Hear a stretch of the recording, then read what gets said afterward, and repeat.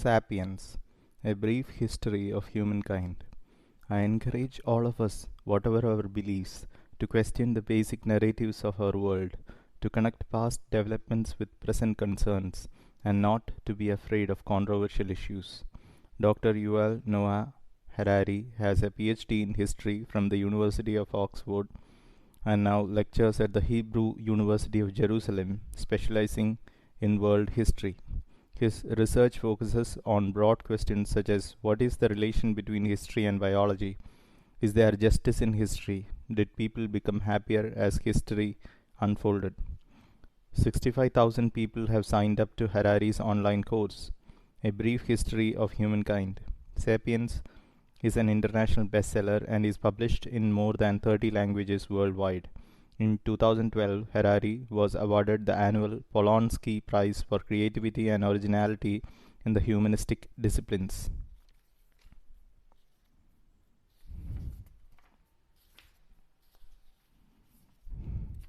Timeline of history.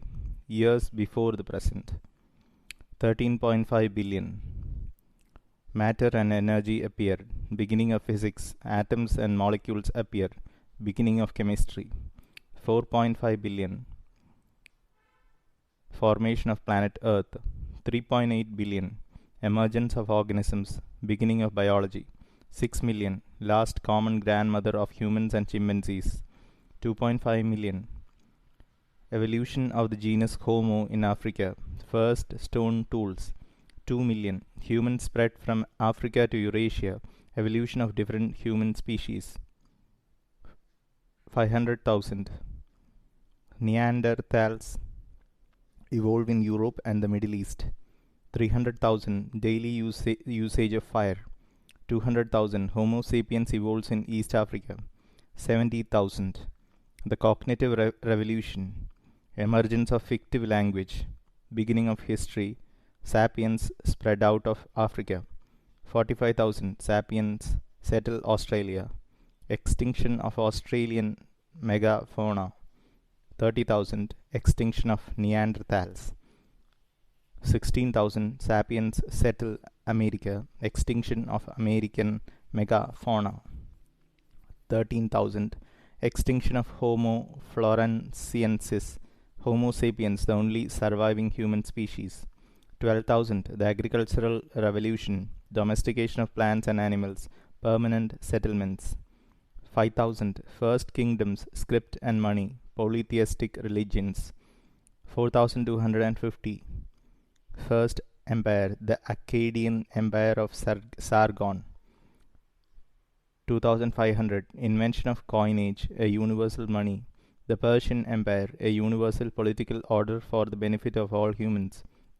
Buddhism in India, a universal truth to liberate all beings from suffering. 2000. Han Empire in China, Roman Empire in the Mediterranean, Christianity. 1400. Islam. 500. The scientific revolution. Humankind admits its ignorance and begins to acquire unprecedented power. Europeans begin to conquer America and the oceans. The entire planet becomes a single historical arena. The rise of capitalism. 200. The Industrial Revolution. Family and community are replaced by state and market. Massive extinction of plants and animals. The present. Humans transcend the boundaries of planet Earth. Nuclear weapons threaten the survival of humankind. Organisms are increasingly shaped by intelligent design rather than natural selection. The future. Intelligent design becomes the basic principle of life? Homo sapiens is replaced by superhumans? Part 1. The Cognitive Revolution. 1. A human handprint made about 30,000 years ago on the wall of the Chauvet Pont d'Art cave in southern France. Somebody tried to say, I was here. 1. An animal of no significance. About 13.5 billion years ago, matter, energy, time, and space came into being in what is known as the Big Bang. The story of these fundamental features of our universe is called physics. About 300,000 years after their appearance, matter and energy started to coalesce into complex structures called atoms, which then combined into molecules. The story of atoms, molecules, and their interactions is called chemistry. About 3.8 billion years ago, on a planet called Earth, certain molecules combined to form particularly large and intricate structures called organisms. The story of organisms is called biology. About 70,000 years ago, organisms belonging to the species Homo sapiens started to form even more elaborate structures called cultures. The subsequent development of these human cultures is called history. Three important revolutions shaped the course of history. The cognitive revolution kick-started history about 70,000 years ago. The agricultural revolution sped it up about 12,000 years ago. The scientific revolution, which got underway only 500 years ago, may well end history and start something completely different. This book tells the story of how these three revolutions have affected humans and their fellow organisms. There were humans long before there was history. Animals, much like modern humans, first appeared about 2.5 million years ago, but for countless generations they did not stand out from the myriad other organisms with which they shared their habitats. On a hike in East Africa 2 million years ago, you might well have encountered a familiar cast of human characters: anxious mothers cuddling their babies and clutches of carefree children playing in the mud, temperamental youths chafing against the dictates of society, and wary elders who just wanted to be left in peace, chest-thumping machos trying to impress the local beauty, and wise old matriarchs who had already seen it all. These archaic humans loved, played, formed close friendships, and competed for status and power. But so did chimpanzees, baboons, and elephants. There was nothing special about humans. Nobody, least of all humans themselves, had any inkling that their descendants would one day walk on the moon, split the atom, fathom the genetic code, and write history books. The most important thing to know about prehistoric humans is that they were insignificant animals with no more impact on their environment than gorillas, fireflies, or jellyfish. Biologists classify organisms into species. Animals are said to belong to the same species if they tend to mate with each other, giving birth to fertile offspring. Horses and donkeys have a recent common ancestor and share many physical traits, but they show little sexual interest in one another. They will mate if induced to do so, but their offspring, called mules, are sterile. Mutations in donkey DNA can therefore never cross over to horses, or vice versa. The two types of animals are consequently considered two distinct species, moving along separate evolutionary paths. By contrast, a bulldog and a spaniel may look very different, but they are members of the same species sharing the same DNA pool. They will happily mate, and their puppies will grow up to pair off with other dogs and produce more puppies. Species that evolved from a common ancestor are bunched together under the heading genus, plural genera. Lions, tigers, leopards, and jaguars are different species within the genus Panthera. Biologists label organisms with a two-part Latin name, genus followed by species. Lions, for example, are called Panthera leo, the species Leo of the genus Panthera. Presumably, everyone reading this book is a Homo sapiens. The species sapiens, wise, of the genus Homo, man. Genera, in their turn, are grouped into families such as the cats, lions, cheetahs, house cats, the dogs, wolves, foxes, jackals, and the elephants, mammoths, mastodons. All members of a family trace their lineage back to a founding matriarch or patriarch. All cats, for example, from the smallest house kitten to the most ferocious lion, share a common feline ancestor who lived about 25 million years ago. Homo sapiens too belongs to a family. This banal fact used to be one of history's most closely guarded secrets. Homo sapiens long preferred to view itself as set apart from animals, or an orphan bereft of family, lacking siblings or cousins, and most importantly, without parents. But that's just not the case. Like it or not, you are members of a large and particularly noisy family called the Great Apes. Our closest living relatives include chimpanzees, gorillas, and orangutans. The chimpanzees are the closest. Just 6 million years ago, a single female ape had two daughters. One became the ancestor of all chimpanzees, the other is our grandmother. Skeletons in the closet. Homo sapiens has kept hidden an even more disturbing secret. Not only do we possess an abundance of uncivilized cousins, once upon a time we had quite a few brothers and sisters as well. We are used to thinking about ourselves as the only humans because for the last 10,000 years our species has indeed been the only human species around. Yet the real meaning of the word human is an animal belonging to the genus Homo, and there used to be many other species of this genus besides Homo sapiens. Moreover, as we shall see in the last chapter of the book, in the not so distant future, we might again have to contend with non sapiens humans. To clarify, this point, I will often use the term sapiens to denote members of the species Homo sapiens, while reserving the term human to refer to all extant members of the genus Homo. 2. Our siblings, according to speculative reconstructions, left to right: Homo rudolfensis, East Africa; Homo erectus, East Asia; and Homo neanderthalensis, Europe and Western Asia. All are humans. Humans first evolved in East Africa about 2.5 million years ago from an earlier genus of apes called Australopithecus, which means southern ape. About 2 million years ago, some of these archaic men and women left their homeland to journey through and settle vast areas of North Africa, Europe and Asia. Since survival in the snowy forests of northern Europe required different traits than those needed to stay alive in Indonesia's steaming jungles, human populations evolved in different directions. The result was several distinct species, to each of which scientists have assigned a pompous Latin name. Humans in Europe and Western Asia evolved into Homo neanderthalensis, man from the Neander Valley, popularly referred to simply as Neanderthals. Neanderthals, bulkier and more muscular than us sapiens, were well adapted to the cold climate of Ice Age Western Eurasia.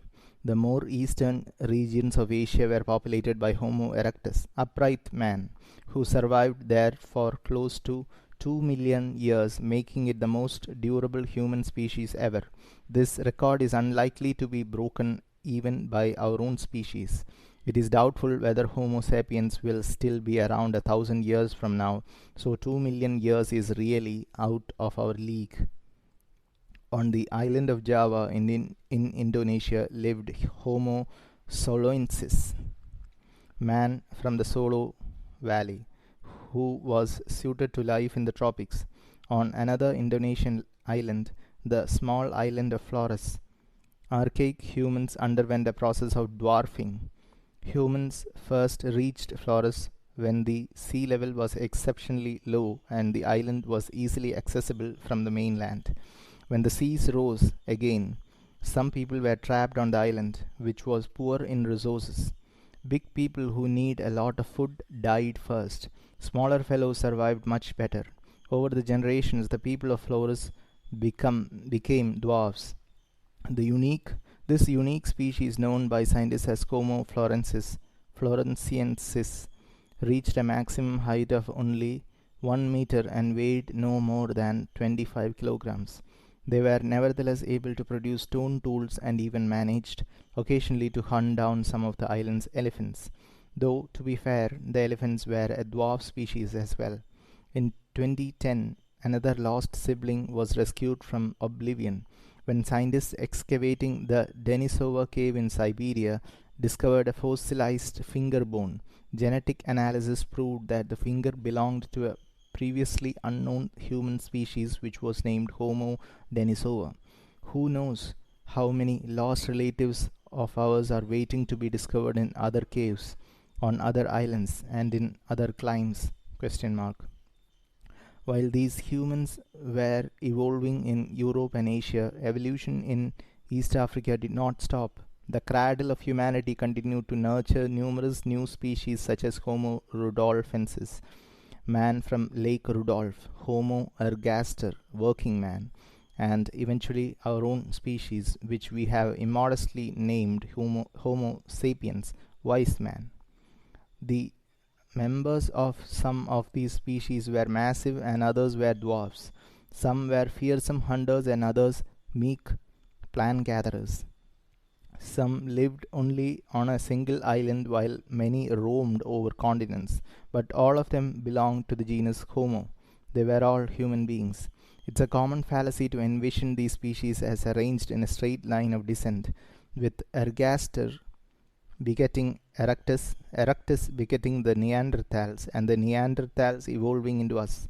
This linear model gives the mistaken impression that at any particular moment only one type of human inhabited the earth, and that all earlier species were merely older models of ourselves. The truth is that from about 2 million years ago until around 10,000 years ago, the world was home at one and the same time to several human species. And why not? Today there are many species of foxes, bears, and pigs. The earth of 100 millennia ago was walked by at least 6 different species of man. It's our current exclusivity, not that multi-species past, that is peculiar and perhaps incriminating. As we will shortly see, we sapiens have good reasons to repress the memory of our siblings. The cost of thinking. Despite their many differences, all human species share several defining characteristics. Most notably, humans have extraordinarily large brains compared to other animals. Mammals weighing 60 kilograms have an average brain size of 200 cubic centimeters. The earliest men and women 2.5 million years ago had brains of about 600 cubic centimeters. Modern sapiens sport a brain averaging 1200 to 1400 cubic centimeters. Neanderthal brains were even bigger. That evolution should select for larger brains may seem to us like, well, a no-brainer. We are so enamored of our high intelligence that we assume that when it comes to cerebral power, more must be better. But if that were the case, the feline family would also have produced cats who could do calculus, and frogs would by now have launched their own space program. Why are giant brains so rare in the animal kingdom? The fact is that a jumbo brain is a jumbo drain on the body. It's not easy to carry around, especially when encased inside a massive skull. It's even harder to fuel. In Homo sapiens, the brain accounts for about 2 to 3% of total body weight, but it consumes 25% of the body's energy when the body is at rest. By comparison, the brains of other apes require only 8% of rest time energy. Archaic humans paid for their large brains in 2 ways. Firstly, they spent more time in search of food. Secondly, their muscles atrophied. Like a government diverting money from defense to education, humans diverted energy from biceps to neurons. It's hardly a foregone conclusion that this is a good strategy for survival on the savannah. A chimpanzee can't win an argument with a Homo sapiens, but the ape can rip the man apart like a rag doll. Today our big brains pay off nicely because we can produce cars and guns that enable us to move much faster than chimps and shoot them from a safe distance instead of wrestling. But cars and guns are a recent phenomenon. For more than 2 million years, human neural networks kept growing and growing, but apart from some flint knives and pointed sticks, humans had precious little to show for it. What then drove forward the evolution of the massive human brain during those 2 million years? Frankly, we don't know. Another singular human trait is that we walk upright on two legs. Standing up, it's easier to scan the savannah for game or enemies, and arms that are unnecessary for locomotion are freed for other purposes like throwing stones or signaling. The more things these hands could do, the more successful their owners were.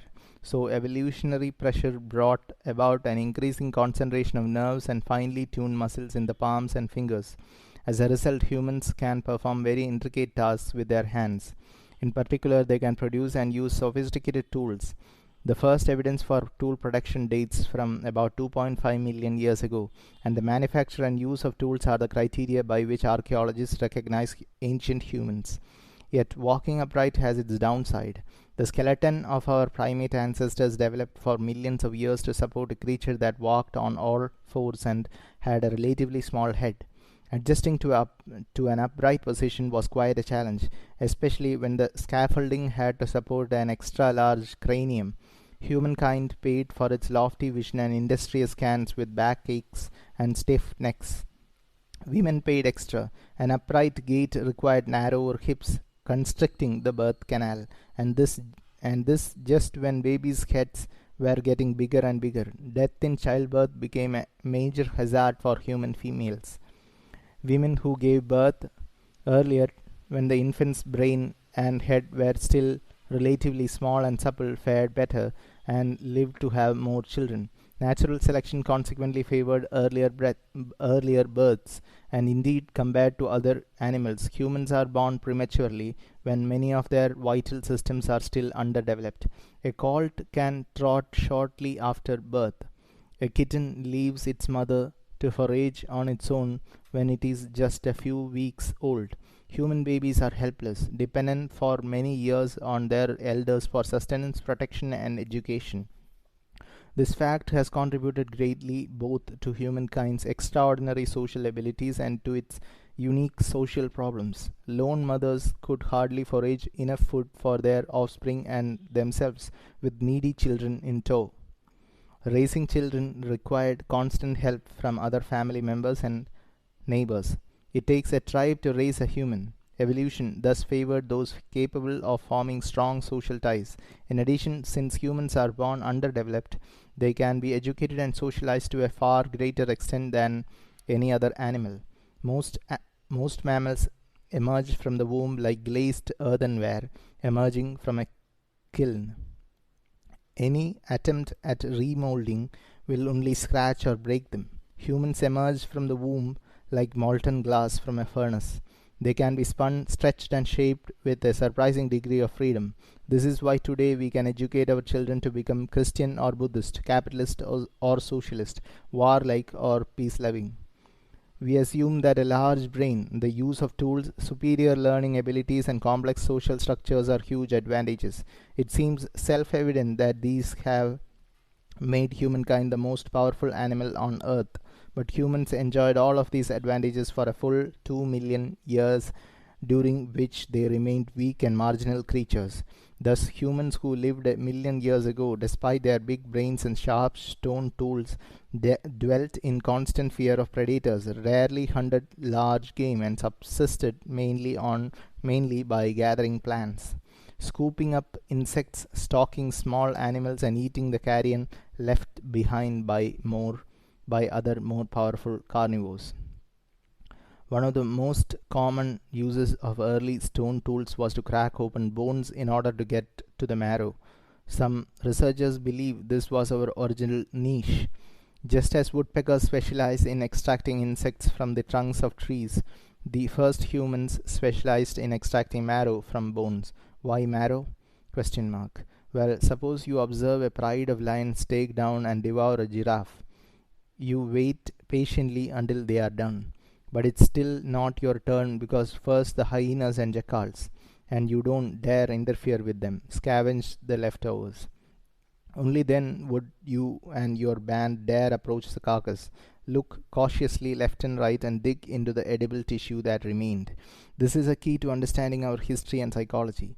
Genus Homo's position in the food chain was until quite recently solidly in the middle. For millions of years, humans hunted smaller creatures and gathered what they could, all the while being hunted by larger predators. It was only 400,000 years ago that several species of man began to hunt large game on a regular basis, and only in the last 100,000 years, with the rise of Homo sapiens, that man jumped to the top of the food chain. That spectacular leap from the middle to the top had enormous consequences.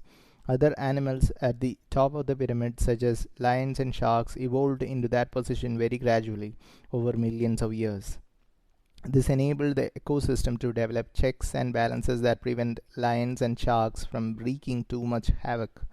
As lions became deadlier, so gazelles evolved to run faster, hyenas to cooperate better, and rhinoceroses to be more bad tempered. In contrast, humankind ascended to the top so quickly that the ecosystem was not given time to adjust. Moreover, humans themselves failed to adjust. Most top predators of the planet are majestic creatures. Millions of years of dominion have filled them with self confidence. Sapiens, by contrast, is more like a banana republic dictator.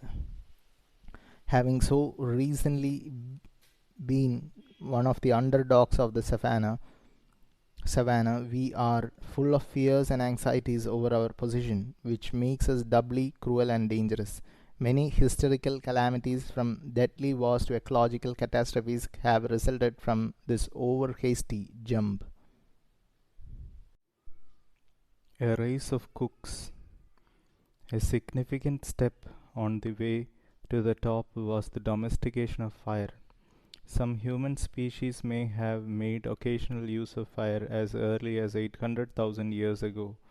By about 300,000 years ago, Homo erectus, Neanderthals, and the forefathers of Homo sapiens were using fire on a daily basis. Humans now had a dependable source of light and warmth, and a deadly weapon against prowling lions. Not long afterwards, humans may even have started deliberately to torch their neighborhoods. A carefully managed fire could turn impassable, barren thickets into prime grasslands teeming with game. In addition, once the fire died down, Stone Age entrepreneurs could walk through the smoking remains and harvest charcoaled animals, nuts, and tubers. But the best thing fire did was cook. Foods that humans cannot digest in their natural forms, such as wheat, rice, and potatoes, became staples of our diet thanks to cooking. Fire not only changed food's chemistry, it changed its biology as well. Cooking killed germs and parasites that infested food. Humans also had a far easier time chewing and digesting old favorites such as fruits, nuts, insects, and carrion if they were cooked. Whereas chimpanzees spend 5 hours a day chewing raw food, a single hour suffices for people eating cooked food. The advent of cooking enabled humans to eat more kinds of food, to devote less time to eating, and to make do with smaller teeth and shorter intestines. Some scholars believe there is a direct link between the advent of cooking, the shortening of the human intestinal tract, and the growth of the human brain. Since long intestines and large brains are both massive energy consumers, it's hard to have both. By shortening the intestines and decreasing their energy consumption, cooking inadvertently opened the way to the jumbo brains of Neanderthals and sapiens. Fire also opened the first significant gulf between man and the other animals. The power of almost all animals depends on their bodies, the strength of their muscles, the size of their teeth, the breadth of their wings. Though they may harness winds and currents, they are unable to control these natural forces and are always constrained by their physical design. Eagles, for example, identify thermal columns rising from the ground, spread their giant wings, and allow the hot air to lift them upwards. Yet eagles cannot control the location of the columns, and their maximum carrying capacity is strictly proportional to their wingspan.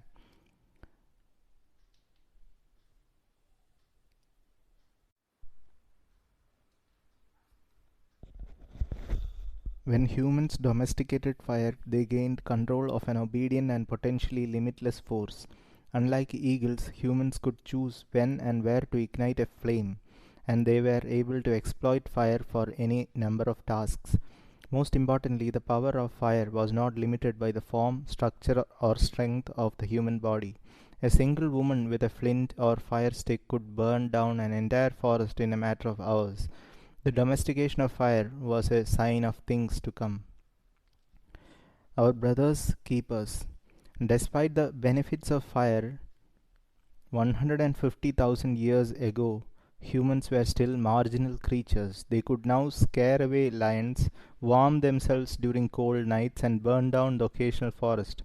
Yet, counting all species together, there were still no more than perhaps a million humans living between the Indonesian archipelago and the Iberian Peninsula, a mere blip on the ecological radar. Our own species, Homo sapiens, was already present on the world stage, but so far it was just minding its own business in a corner of Africa. We don't know exactly where and when animals that can be classified as Homo sapiens first evolved from some earlier type of humans, but most scientists agree that by 150,000 years ago, East Africa was populated by sapiens that looked just like us. If one of them turned up in a modern morgue, the local pathologist would notice nothing peculiar. Thanks to the blessings of fire, they had smaller teeth and jaws than their ancestors, whereas they had massive brains equal in size to ours. Scientists also agree that about 70,000 years ago, sapiens from East Africa spread into the Arabian Peninsula, and from there they quickly overran the entire Eurasian landmass.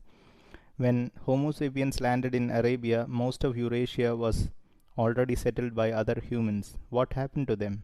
There are two conflicting theories. The interbreeding theory tells a story of attraction, sex, and mingling. As the African immigrants spread around the world, they bred with other human populations, and people today are the outcome of this interbreeding. For example, when sapiens reached the Middle East and Europe, they encountered the Neanderthals. These humans were more muscular than sapiens, had larger brains, and were better adapted to cold climes. They used tools and fire, were good hunters, and apparently took care of their sick and infirm. Archaeologists have discovered the bones of Neanderthals who lived for many years with severe physical handicaps, evidence that they were cared for by their relatives. Neanderthals are often depicted in caricatures as the archetypal brutish and stupid cave people, but recent evidence has changed their image. According to the interbreeding theory, when sapiens spread into Neanderthal lands, sapiens bred with Neanderthals until the two populations merged. If this is the case, then today's Eurasians are not pure sapiens. They are a mixture of sapiens and Neanderthals. Similarly, when sapiens reached East Asia, they interbred with the local erectus. So the Chinese and Koreans are a mixture of sapiens and erectus. The opposing view, called the replacement theory, tells a very different story, one of incompatibility, revulsion, and perhaps even genocide. According to this theory, sapiens and other humans had different anatomies and most likely different mating habits and even body odors. They would have had little sexual interest in one another, and even if a Neanderthal Romeo and a sapiens Juliet fell in love, they could not produce fertile children because the genetic gulf separating the two populations was already unbridgeable. The two populations remained completely distinct, and when the Neanderthals died out or were killed off, their genes died with them. According to this view, sapiens replaced all the previous human populations without merging with them. If that is the case, the lineages of all contemporary humans can be traced back exclusively to East Africa 70,000 years ago. We are all pure sapiens. A lot hinges on this debate. From an evolutionary perspective, 70,000 years is a relatively short interval. If the replacement theory is correct, all living humans have roughly the same genetic baggage and racial distinctions among them are negligible. But if the interbreeding theory is right, there might well be genetic differences between Africans, Europeans, and Asians that go back hundreds of thousands of years. This is political dynamite, which could provide material for explosive racial theories. In recent decades, the replacement theory has been the common wisdom in the field. It had firmer archaeological backing and was more politically correct. Scientists had no desire to open up the Pandora's box of racism by claiming significant genetic diversity among modern human populations. But that ended in 2010 when the results of a 4-year effort to map the Neanderthal genome were published. Geneticists were able to collect enough intact Neanderthal DNA from fossils to make a broad comparison between it and the DNA of contemporary humans. The results stunned the scientific community. It turned out that 1 to 4% of the unique human DNA of modern populations in the Middle East and Europe is Neanderthal DNA. That's not a huge amount, but it is significant. A second shock came several months later when DNA extracted from the fossilized finger from Denisova was mapped. The results proved that up to 6% of the unique human DNA of modern Melanesians and Aboriginal Australians is Denisovan DNA. If these results are valid, and it's important to keep in mind that further research is underway and may either reinforce or modify these conclusions, the interbreeders got at least some things right. But that does not mean that the replacement theory is completely wrong. Since Neanderthals and Denisovans contributed only a small amount of DNA to our present-day genome, it is impossible to speak of a merger between sapiens and other human species. Although differences between them were not large enough to completely prevent fertile intercourse, they were sufficient to make such contacts very rare. How then should we understand the biological relatedness of sapiens, Neanderthals and Denisovans? Clearly, they were not completely different species like horses and donkeys. On the other hand, they were not just different populations of the same species like bulldogs and spaniels. Biological reality is not black and white. There are also important gray areas. Every two species that evolved from a common ancestor, such as horses and donkeys, were at one time just two populations of the same species like bulldogs and spaniels. There must have been a point when the two populations were already quite different from one another, but still capable on rare occasions of having sex and producing fertile offspring. Then another mutation severed this last connecting thread, and they went their separate evolutionary ways. It seems that about 50,000 years ago, sapiens, Neanderthals, and Denisovans were at that borderline point. They were almost but not quite entirely separate species. As we shall see in the next chapter, sapiens were already very different from Neanderthals and Denisovans not only in their genetic code and physical traits but also in their cognitive and social abilities. Yet it appears it was still just possible on rare occasions for a sapiens and a Neanderthal to produce a fertile offspring. So the populations did not merge, but a few lucky Neanderthal genes did hitch a ride on the sapiens express. It is unsettling and perhaps thrilling to think that we sapiens could at one time have sex with an animal from a different species and produce children together. But if the Neanderthals, Denisovans, and other human species did not merge with sapiens, why did they vanish? One possibility is that Homo sapiens drove them to extinction. Imagine a sapiens band reaching a Balkan valley where Neanderthals had lived for hundreds of thousands of years. The newcomers began to hunt the deer and gather the nuts and berries that were the Neanderthals' traditional staples. Sapiens were more proficient hunters and gatherers, thanks to better technology and superior social skills, so they multiplied and spread. The less resourceful Neanderthals found it increasingly difficult to feed themselves. Their population dwindled and they slowly died out, except perhaps for one or two members who joined their sapiens neighbors. Another possibility is that competition for resources flared up into violence and genocide. Tolerance is not a sapiens trademark. In modern times, a small difference in skin color, dialect, or religion has been enough to prompt one group of sapiens to set about exterminating another group. Would ancient sapiens have been more tolerant towards an entirely different human species? It may well be that when sapiens encountered Neanderthals, the result was the first and most significant ethnic cleansing campaign in history. Whichever way it happened, the Neanderthals and the other human species pose one of history's great what ifs. Imagine how things might have turned out had the Neanderthals or Denisovans survived alongside Homo sapiens. What kind of cultures, societies, and political structures would have emerged in a world where several different human species coexisted? Question mark. How, for example, would religious faiths have unfolded? Would the book of Genesis have declared that Neanderthals descend from Adam and Eve?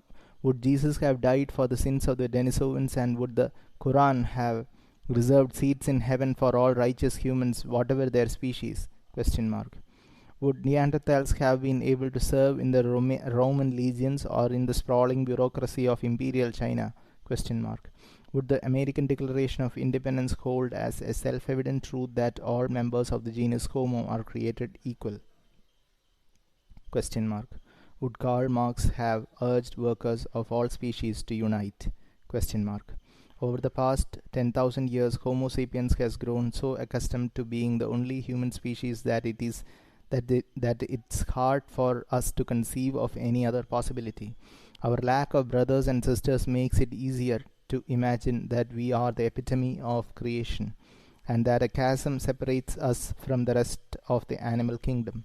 When Charles Darwin indicated that Homo sapiens was just another kind of animal, people were outraged.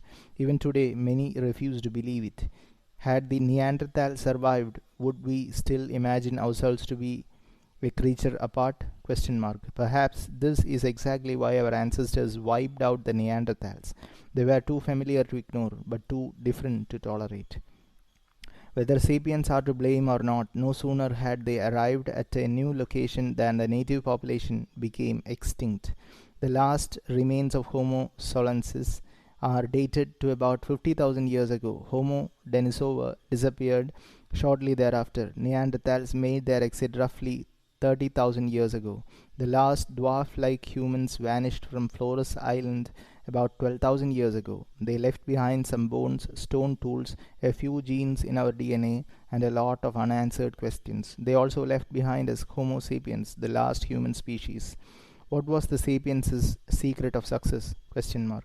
How did we manage to settle so rapidly in so many distant and ecologically different habitats? Question mark. How did we push all other human species into oblivion? Question mark. Why couldn't even the strong, brainy, cold-proof Neanderthal survive our onslaught? Question mark. The debate continues to rage. The most likely answer is the very thing that makes the debate possible. Homo sapiens conquered the world thanks above all to its unique language. 2. The Tree of Knowledge. In the previous chapter, we saw that although sapiens had already populated East Africa 150,000 years ago, they began to overrun the rest of planet Earth and drive the other human species to extinction only about 70,000 years ago. In the intervening millennia, even though these archaic sapiens looked just like us and their brains were as big as ours, they did not enjoy any market advantage over other human species, did not produce particularly sophisticated tools, and did not accomplish any other special feats. In fact, in the first recorded encounter between sapiens and Neanderthals, the Neanderthals won. About 100,000 years ago, some sapiens groups migrated north to the Levant, which was Neanderthal territory, but failed to secure a firm footing. It might have been due to nasty natives, an inclement climate, or unfamiliar local parasites. Whatever the reason, the sapiens eventually retreated, leaving the Neanderthals as masters of the Middle East. This poor record of achievement has led scholars to speculate that the internal structure of the brains of these sapiens was probably different from ours. They looked like us, but their cognitive abilities, learning, remembering, communicating, were far more limited. Teaching such an ancient sapiens English, persuading him of the truth of Christian dogma, or getting him to understand the theory of evolution would probably have been hopeless undertakings. Conversely, we would have had a very hard time learning his language and understanding his way of thinking. But then, beginning about 70,000 years ago, Homo sapiens started doing very special things. Around that date, sapiens bands left Africa for a second time. This time they drove the Neanderthals and all other human species not only from the Middle East but from the face of the earth. Within a remarkably short period, sapiens reached Europe and East Asia. About 45,000 years ago, they somehow crossed the open sea and landed in Australia, a continent hitherto untouched by humans. The period from about 70,000 years ago to about 30,000 years ago witnessed the invention of boats, oil lamps, bows and arrows, and needles, essential for sewing warm clothing. The first objects that can reliably be called art date from this era. See the Staddle Lion Man on page 25, as does the first clear evidence for religion, commerce, and social stratification. Most researchers believe that these unprecedented accomplishments were the product of a revolution in sapiens' cognitive abilities. They maintain that the people who drove the Neanderthals to extinction, settled Australia, and carved the Staddle Lion Man were as intelligent, creative, and sensitive as we are. If we were to come across the artists of the Staddle Cave, we could learn their language and they ours.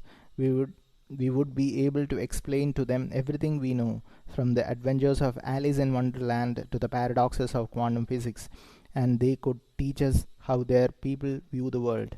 The appearance of new ways of thinking and communicating between 70,000 and 30,000 years ago constitutes the cognitive revolution. What caused it? Question mark. We are not sure. The most commonly believed theory argues that accidental genetic mutations changed the inner wiring of the brains of sapiens, enabling them to think in unprecedented ways and to communicate using an altogether new type of language. We might call it the tree of knowledge mutation. Why did it occur in sapiens' DNA rather than in that of Neanderthals? Question mark. It was a matter of pure chance as far as we can tell, but it's more important to understand the consequences of the tree of knowledge mutation than its causes. What was so special about the new sapiens language that it enabled us to conquer the world? Question mark. Here and in the following pages, when speaking about sapiens language, I refer to the basic linguistic abilities of our species and not to a particular dialect. English, Hindi, and Chinese are all variants of sapiens language.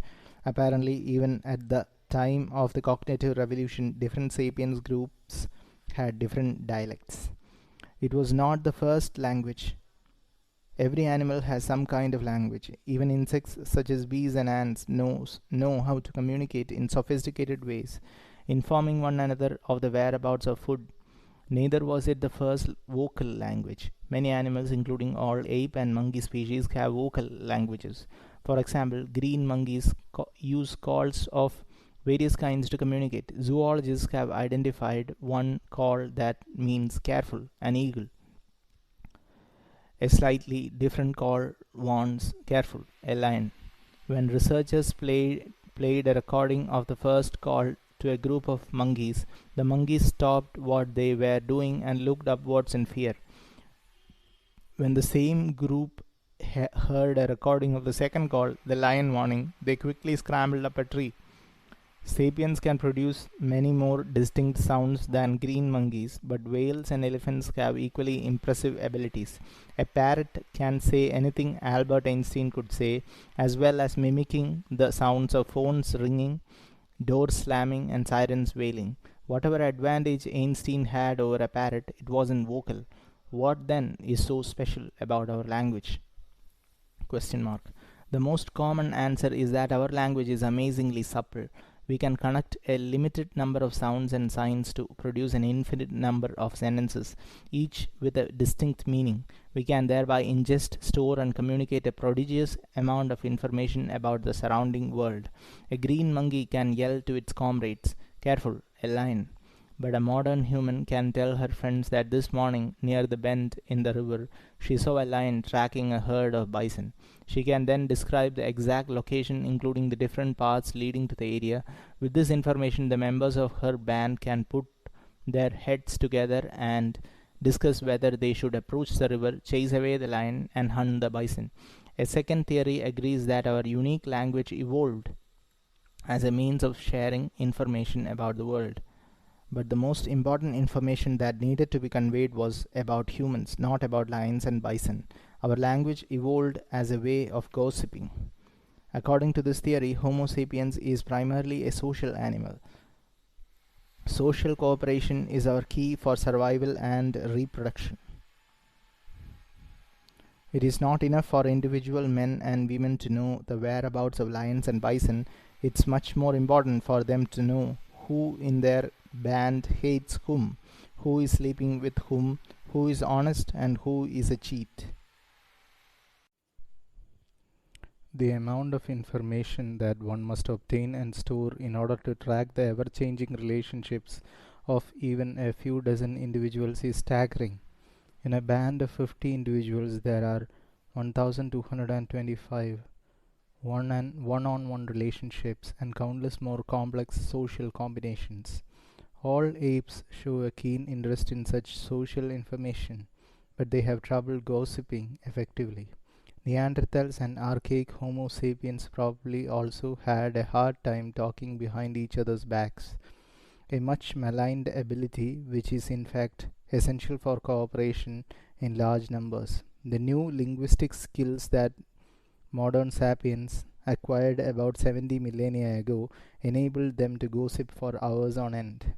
Reliable information about who could be trusted meant that small bands could expand into larger bands and sapiens could develop tighter and more sophisticated types of cooperation. The gossip theory might sound like a joke, but numerous studies support it.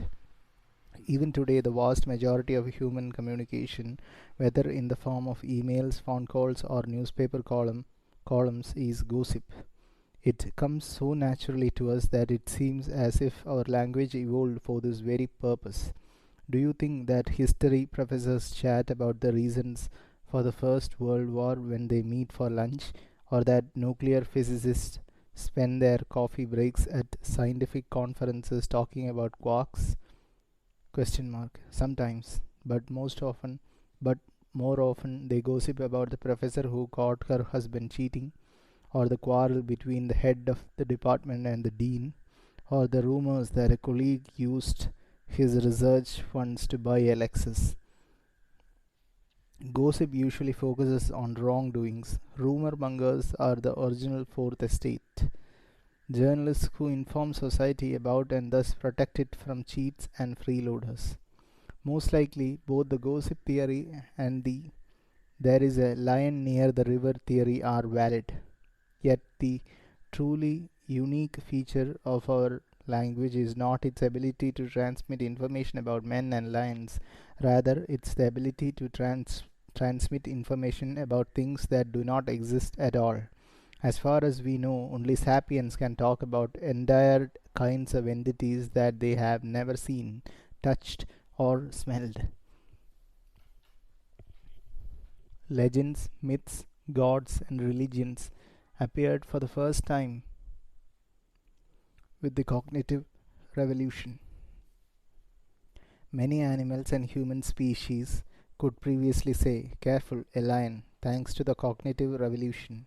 Homo sapiens acquired the ability to say, "The lion is the guardian spirit of our tribe." This ability to speak about fictions is the most unique feature of sapiens language. It's relatively easy to agree that only Homo sapiens can speak about things that don't really exist and believe 6 impossible things before breakfast. You could never convince a monkey to give you a banana by promising him limitless bananas after death in monkey heaven. But why is it important? Question mark. After all, fiction can be dangerously misleading or distracting. People who go to the forest looking for fairies and unicorns would seem to have less chance of survival than people who go looking for mushrooms and deer. And if you spend hours praying to non-existent guardian spirits, aren't you wasting precious time? Time better spent foraging, fighting, and fornicating? Question mark. But fiction has enabled us not merely to imagine things, but to do so collectively. We can weave common myths such as the biblical creation story, the Dreamtime myths of Aboriginal Australians, and the nationalist myths of modern states. Such myths give Sapiens, the unprecedented ability to cooperate flexibly in large numbers. Ants and bees can also work together in huge numbers, but they do so in a very rigid manner and only with those close relatives. Wolves and chimpanzees cooperate far more flexibly than ants, but they can do so only with small numbers of other individuals that they know intimately. Sapiens can cooperate in extremely flexible ways with countless numbers of strangers. That's why sapiens rule the world. Whereas ants eat our leftovers and chimps are locked up in zoos and research laboratories. The legend of Puget, Peugeot. Our chimpanzee cousins usually live in small troops of several dozen individuals. They form close friendships, hunt together, and fight shoulder to shoulder against baboons, cheetahs, and enemy chimpanzees. Their social structure tends to be hierarchical. The dominant member, who is almost always a male, is termed the alpha male. Other males and females exhibit their submission to the alpha male by bowing before him while making grunting sounds, not unlike human subjects kowtowing before a king. The alpha male strives to maintain social harmony within his troop. When two individuals fight, he will intervene and stop the violence. Less benevolently, he might monopolize particularly coveted foods and prevent lower ranking males from mating with the females. When two males are contesting the alpha position, they usually do so by forming extensive coalitions of supporters, both male and female, from within the group. Ties between coalition members are based on intimate daily contact, hugging, touching, kissing, grooming, and mutual favors. Just as human politicians on election campaigns go around shaking hands and kissing babies, so aspirants to the top position in a chimpanzee group spend much time hugging, backslapping, and kissing baby chimps. The alpha male usually wins his position not because he is physically stronger, but because he leads a large and stable coalition.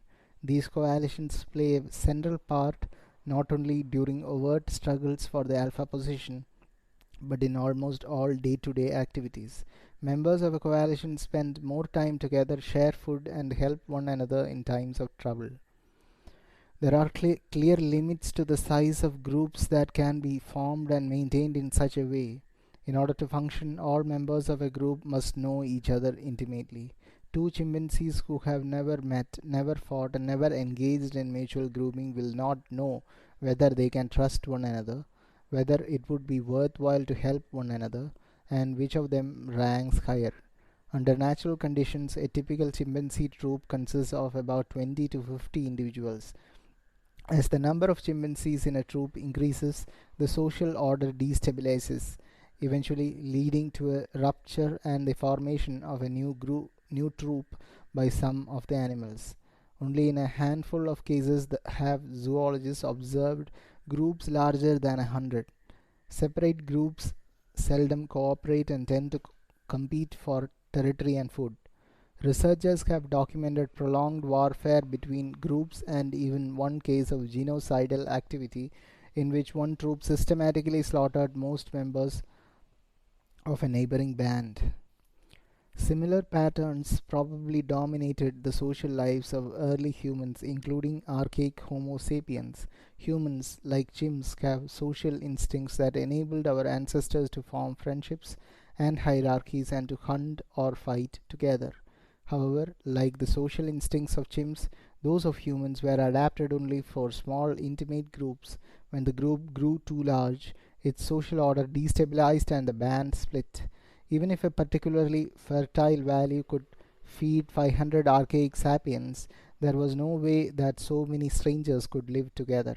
How could they agree who should be leader, who should hunt where, or who should mate with whom? Question mark. In the wake of the cognitive revolution, gossip helped Homo sapiens to form larger and more stable bands. But even gossip has its limits. Sociological research has shown that the maximum natural size of a group bonded by gossip by gossip is about 150 individuals. Most people can neither intimately know nor gossip effectively about more than 150 human beings. Even today, a critical threshold in human organizations falls somewhere around this magic number. Below this threshold, communities, businesses, social networks, and military units can maintain themselves based mainly on intimate acquaintance and rumor mongering. There is no need for formal ranks, titles, and law books to keep order. A platoon of 30 soldiers or even a company of 100 soldiers can function well on the basis of intimate relations with a minimum of formal discipline. A well respected sergeant can become king of the company and exercise authority even over commissioned officers. A small family business can survive and flourish without a board of directors, a CEO, or an accounting department. But once the threshold of 150 individuals is crossed, things can no longer work that way. You cannot run a division with thousands of soldiers the same way you run a platoon. Successful family businesses usually face a crisis when they grow larger and hire more personnel. If they cannot reinvent themselves, they go bust. How did Homo sapiens manage to cross this critical threshold, eventually founding cities comprising tens of thousands of inhabitants and empires ruling hundreds of millions? Question mark. The secret was probably the appearance of fiction. Large numbers of strangers can cooperate successfully by believing in common myths. Any large scale human cooperation, whether a modern state, a medieval church, an ancient city, or an archaic tribe, is rooted in common myths that exist only in people's collective imagination. Churches are rooted in common religious myths. Two Catholics who have never met can nevertheless go together on crusade or pool funds to build a hospital because they both believe that God was incarnated in human flesh and allowed himself to be crucified to redeem our sins. States are rooted in common national myths. Two Serbs who have never met might risk their lives to save one another because both believe in the existence of the Serbian nation, the Serbian homeland, and the Serbian flag. Judicial systems are rooted in common legal myths. Two lawyers who have never met can nevertheless combine efforts to defend a complete stranger because they both believe in the existence of laws, justice, human rights, and the money paid out in fees. Yet none of these things exists outside the stories that people invent and tell one another. There are no gods in the universe, no nations, no money, no human rights, no laws, and no justice outside the common imagination of human beings. People easily understand that primitives cement their social order by believing in ghosts and spirits and gathering each full moon to dance together around the campfire. What we fail to appreciate is that our modern institutions function on exactly the same basis. Take, for example, the world of business corporations. Modern business people and lawyers are in fact powerful sorcerers. The principal difference between them and tribal shamans is that modern lawyers tell far stranger tales. The legend of Peugeot affords us a good example. An icon that somewhat resembles the Staddle Lion Man appears today on cars, trucks, and motorcycles from Paris to Sydney. It's the hood ornament that adorns vehicles made by Porsche, one of the oldest and largest of Europe's car makers. Porsche began as a small family business in the village of Valentigney, just 300 kilometers from the Staddle Cave. Today, the company employs about 200,000 people worldwide, most of whom are complete strangers to each other. These strangers cooperate so effectively that in 2008, Porsche produced more than 1.5 million automobiles, earning revenues of about 55 billion euros. In what sense can we say that Porsche SA, the company's official name, exists? There are many Porsche vehicles, but these are obviously not the company. Even if every Porsche in the world were simultaneously junked and sold for scrap metal, Peugeot SA would not disappear. It would continue to manufacture new cars and issue its annual report. The company owns factories, machinery and showrooms and employs mechanics, accountants and secretaries, but all these together do not comprise Peugeot. A disaster might kill every single one of Peugeot's employees and go on to destroy all of its assembly lines and executive officers. Even then, the company could borrow money, hire new employees, build new factories, and buy new machinery. Peugeot has managers and shareholders, but neither do they constitute the company. All the managers could be dismissed and all its shares sold, but the company itself would remain intact. It doesn't mean that Peugeot SA is invulnerable or immortal. If a judge were to mandate the dissolution of the company, its factories would remain standing and its workers, accountants, managers, and shareholders would continue to live. But Peugeot SA would immediately vanish. In short, Peugeot SA seems to have no essential connection to the physical world. Does it really exist? Question mark. Peugeot is a figment of our collective imagination. Lawyers call this a legal fiction. It can't be pointed at, it is not a physical object, but it exists as a legal entity. Just like you or me, it is bound by the laws of the countries in which it operates. It can open a bank account and own property. It pays taxes and it can be sued and even prosecuted separately from any of the people who own or work for it. Peugeot belongs to a particular genre of legal fictions called limited liability companies.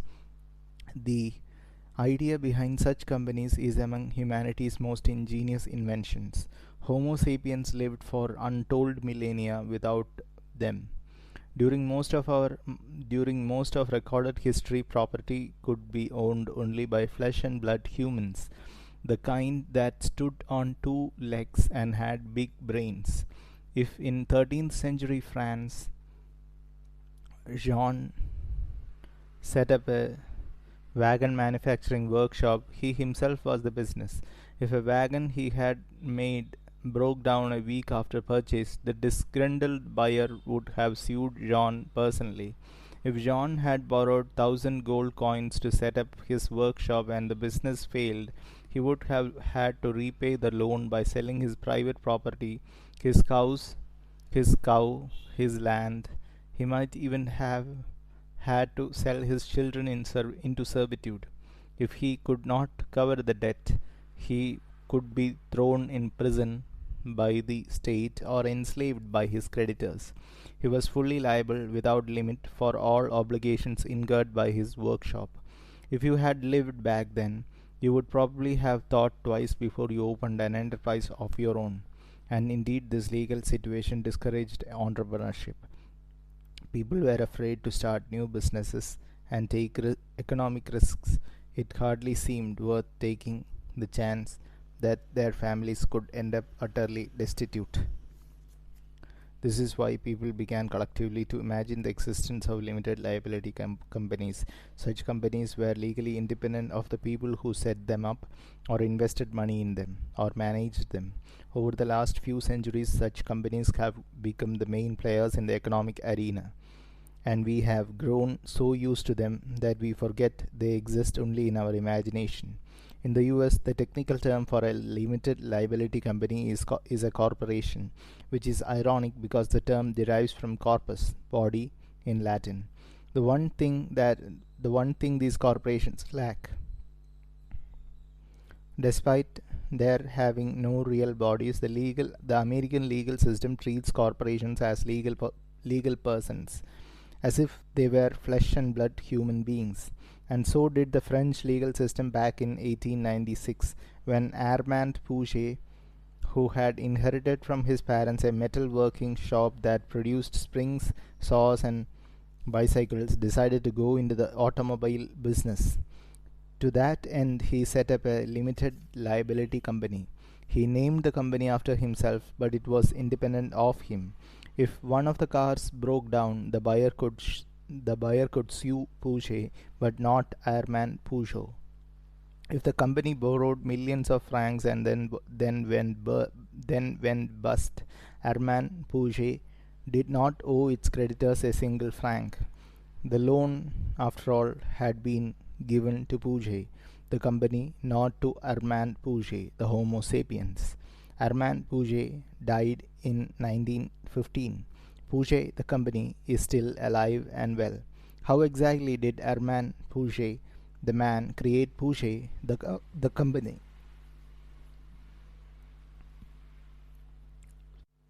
Question mark. In much the same way that priests and sorcerers have created gods and demons throughout history, and in which thousands of French cures were still creating Christ's body every Sunday in the parish churches, it all revolved around telling stories and convincing people to believe them. In the case of the French cures, the crucial story was that of Christ's life and death as told by the Catholic Church. According to the story, if a Catholic priest dressed in his sacred garment solemnly said the right words at the right moment, mundane bread and wine turned into God's flesh and blood. The priest exclaimed, Hoc est corpus meum, Latin for this is my body, and hocus pocus, the bread turned into Christ's flesh. Seeing that the priest had properly and assiduously observed all the procedures, millions of devout French Catholics behaved as if God really existed in the consecrated bread and wine. In the case of Pouget Essay, the crucial story was the French legal code, as written by the French Parliament. According to the French legislatures, if a certified lawyer followed all the proper liturgy and rituals, wrote all the required spells and oaths on a wonderfully decorated piece of paper, and affixed his ornate signature to the bottom of the document, then hocus pocus, a new company was incorporated. When in 1896 Armand Pouget wanted to create his company, he paid a lawyer to go through all these secret procedures.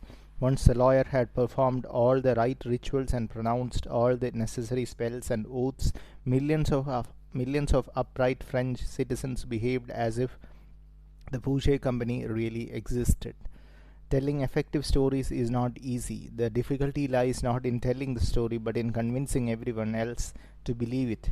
Much of history revolves around this question. How does one convince millions of people to believe particular stories about gods or nations or limited liability companies? Question mark. Yet when it succeeds, it gives sapiens immense power because it enables millions of strangers to cooperate and work towards common goals. Just try to imagine how difficult it would have been to create states or churches or legal systems if we could speak only about things that really exist, such as rivers, trees, and lions. Over the years, people have woven an incredibly complex network of stories. Within this network, fictions such as Pouget not only exist but also accumulate immense power. The kinds of things that people create through this network of stories are known in academic circles as fictions, social constructs, or imagined realities. An imagined reality is not a lie. I lie when I say that there is a lion near the river when I know perfectly well that there is no lion there. There is no there is nothing special about lies. Green monkeys and chimpanzees can lie. A green monkey, for example, has been observed calling "careful" a lion when there was no lion around. This alarm conveniently frightened away a fellow monkey who had just found a banana, leaving the liar all alone to steal the prize for itself. Unlike lying, an imagined reality is something that everyone believes in, and as long as this communal belief persists, the imagined reality exerts force in the world. The sculptor from the Stadel cave may sincerely have believed in the existence of the lion man's guardian spirit. Some sorcerers are charlatans, but most sincerely believe in the existence of gods and demons. Most millionaires sincerely believe in the existence of money and limited liability companies. Most human rights activists sincerely believe in the existence of human rights. No one was lying when in 2011 the UN demanded that the Libyan government respect the human rights of its citizens, even though the UN, Libya, and human rights are all figments of our fertile imaginations. Ever since the cognitive revolution, sapiens have thus been living in a dual reality. On the one hand, the objective reality of rivers, trees, and lions, and on the other hand, the imagined reality of gods, nations, and corporations. As time went by, the imagined reality became ever more powerful, so that today the very survival of rivers, trees, and lions depends on the grace of imagined entities such as the United States and Google. Bypassing the genome. The ability to create an imagined reality out of words enabled large numbers of strangers to cooperate effectively. But it also did something more. Since large scale human cooperation is based on myths, the way people cooperate can be altered by changing the myths, by telling different stories. Under the right circumstances, myths can change rapidly. In 1789, the French population switched almost overnight from believing in the myth of the divine right of kings to believing in the myth of the sovereignty of the people. Consequently, ever since the cognitive revolution, Homo sapiens has been able to revise its behavior rapidly in accordance with changing needs. This opened a fast lane of cultural evolution, bypassing the traffic jams of genetic evolution. Speeding down this fast lane, Homo sapiens soon far outstripped all other human and animal species in its ability to cooperate. The behavior of other social animals is determined to a large extent by their genes. DNA is not an autocrat. Animal behavior is also influenced by environmental factors and individual quirks. Nevertheless, in a given environment, animals of the same species will tend to behave in a similar way. Significant changes in social behavior cannot occur in general without genetic mutations. For example, common chimpanzees have a genetic tendency to live in hierarchical groups headed by an alpha male. Members of a closely related chimpanzee species, bonobos, usually live in more egalitarian groups dominated by female alliances. Female common chimpanzees cannot take lessons from their bonobo relatives and stage a feminist revolution. Male chimps cannot gather in a constitutional assembly to abolish the office of alpha male and declare that from here on out all chimps are to be treated as equals. Such dramatic changes in behavior would occur only if something changed in the chimpanzee's DNA. For similar reasons, archaic humans did not initiate any revolutions. As far as we can tell, changes in social patterns, the invention of new technologies, and the settlement of alien habitats resulted from genetic mutations and environmental pressures more than from cultural initiatives. This is why it took humans hundreds of thousands of years to make these steps. 2 million years ago, genetic mutations resulted in the appearance of a new human species called Homo erectus. Its emergence was accompanied by the development of a new stone tool technology now recognized as a defining feature of this species. As long as Homo erectus did not undergo further genetic alterations, its stone tools remained roughly the same for close to 2 million years. In contrast, ever since the cognitive revolution, sapiens have been able to change their behavior quickly, transmitting new behaviors to future generations without any need of genetic or environmental change. As a prime example, consider the repeated appearance of childless elites, such as the Catholic priesthood, Buddhist monastic orders, and Chinese eunuch bureaucracies. The existence of such elites goes against the most fundamental principles of natural selection, since these dominant members of society willingly give up procreation, whereas chimpanzee alpha males use their power to have sex with as many females as possible, and consequently sire a large proportion of their troops young. The Catholic alpha male abstains completely from sexual intercourse and childcare. This abstinence did not result from unique environmental conditions such as a severe lack of food, or want of potential mates, nor is it the result of some quirky genetic mutation. The Catholic Church has survived for centuries not by passing on a celibacy gene from one pope to the next, but by passing on the stories of the New Testament and of Catholic canon law. In other words, while the behavior patterns of archaic humans remained fixed for tens of thousands of years, sapiens could transform their social structures, the nature of their interpersonal relations, their economic activities, and a host of other behaviors within a decade or two. Consider a resident of Berlin, born in 1900 and living to the ripe age of 100. She spent her childhood in the Hohenzollern Empire of Wilhelm II, her adult years in the Weimar Republic, the Nazi Third Reich, and Communist East Germany, and she died as a citizen of a democratic and reunified Germany. She had managed to be a part of five very different socio-political systems, though her DNA remained exactly the same. This was the key to Sapiens' success. In a one-on-one brawl, a Neanderthal would probably have beaten a Sapiens, but in a conflict of hundreds, Neanderthals would not stand a chance. Neanderthals could share information about the whereabouts of lions, but they probably could not tell and revise stories about tribal spirits. Without an ability to compose fiction, Neanderthals were unable to cooperate effectively in large numbers, nor could they adapt their social behavior to rapidly changing challenges.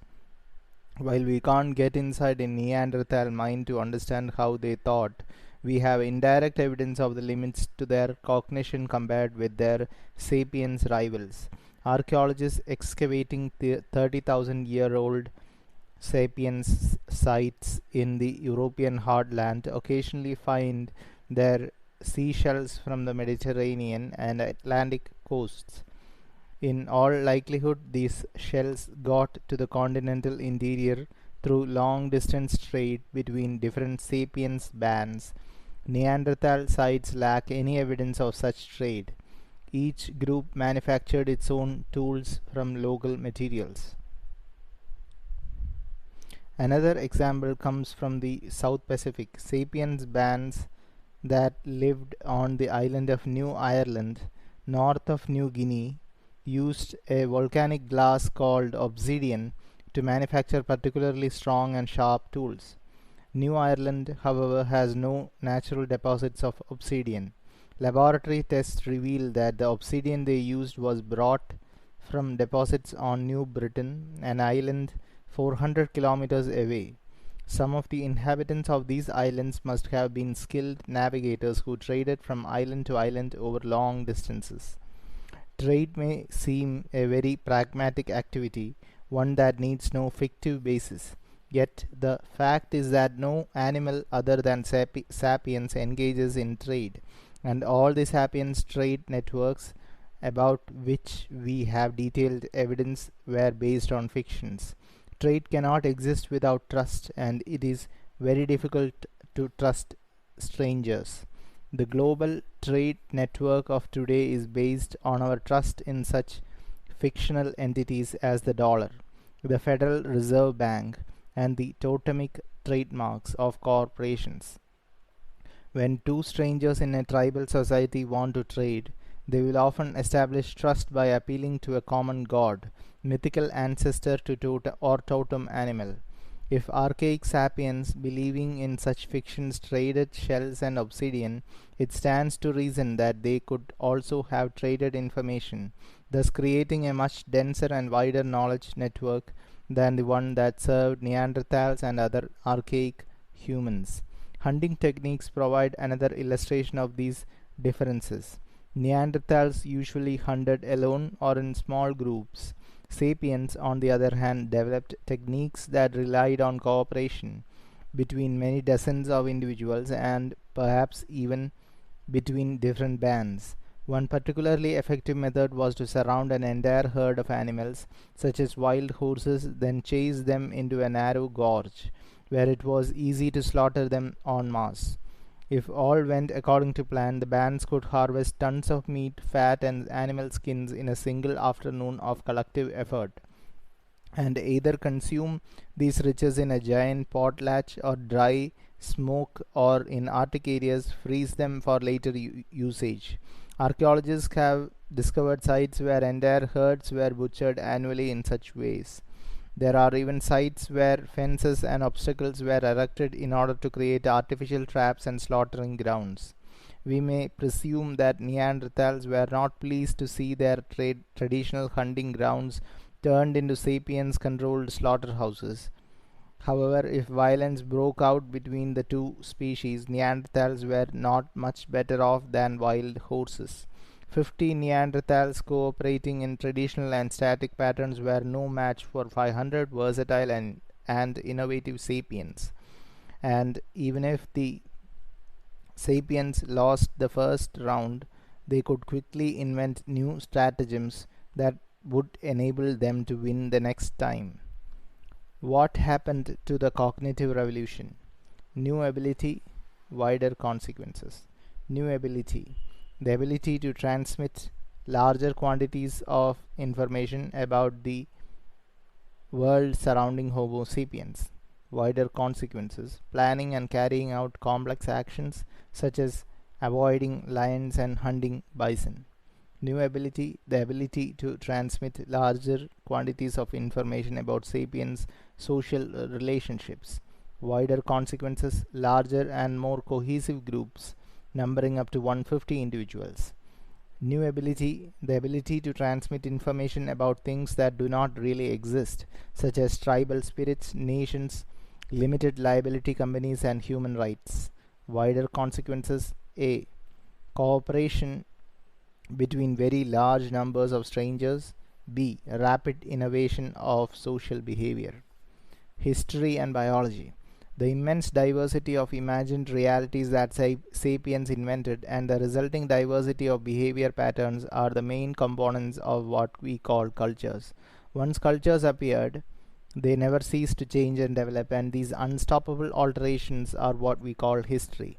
The cognitive revolution is accordingly the point when history declared its independence from biology. Until the cognitive revolution, the doings of all human species belonged to the realm of biology, or if you so prefer, prehistory. I tend to avoid the term prehistory because it wrongly implies that even before the cognitive revolution, humans were in a category of their own. From the cognitive revolution onwards, historical narratives replace biological theories as our primary means of explaining the development of Homo sapiens. To understand the rise of Christianity or the French Revolution, it is not enough to comprehend the interaction of genes, hormones, and organisms. It is necessary to take into account the interaction of ideas, images, and fantasies as well. This does not mean that Homo sapiens and human culture became exempt from biological laws. We are still animals, and our physical, emotional, and cognitive abilities are still shaped by our DNA. Our societies are built from the same building blocks as Neanderthal or chimpanzee societies, and the more we examine these building blocks, sensations, emotions, family ties, the less difference we find between us and other apes. It is, however, a mistake to look for the differences at the level of the individual or the family. 1 on 1, even 10 on 10, we are embarrassingly similar to chimpanzees. Significant differences begin to appear only when we cross the threshold of 150 individuals and when we reach 1000 to 2000 individuals. The differences are astounding. If you try to bunch together thousands of chimpanzees into Tiananmen Square, Wall Street, the Vatican, or the headquarters of the United Nations, the result would be pandemonium.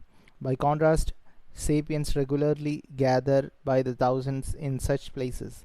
Together, they create orderly patterns, such as trade networks, mass celebrations, and political institutions, that they could never have created in isolation.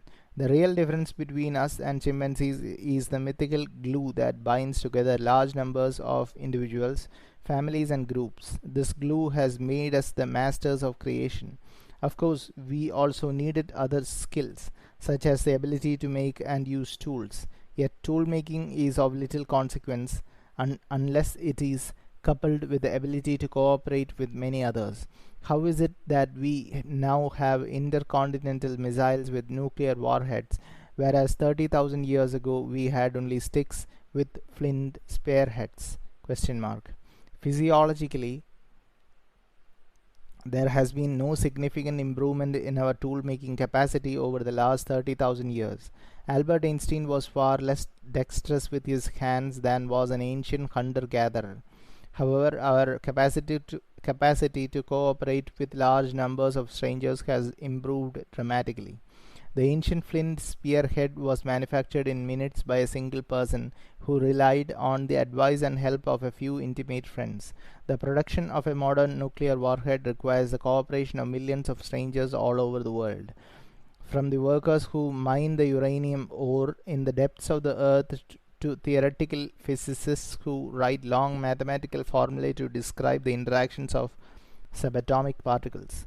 To summarize the relationship between biology and history after the cognitive revolution, A. Biology sets the basic parameters for the behavior and capacities of Homo sapiens. The whole of history takes place within the bounds of this biological arena.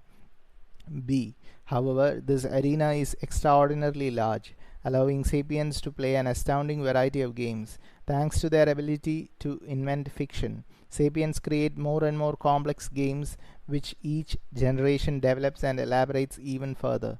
C. Consequently, in order to understand how sapiens behave, we must describe the historical evolution of their actions. Referring only to our biological constraints would be like a radio sportscaster who, attending the World Cup football championships, offers his listeners a detailed description of the playing field rather than an account of what the players are doing.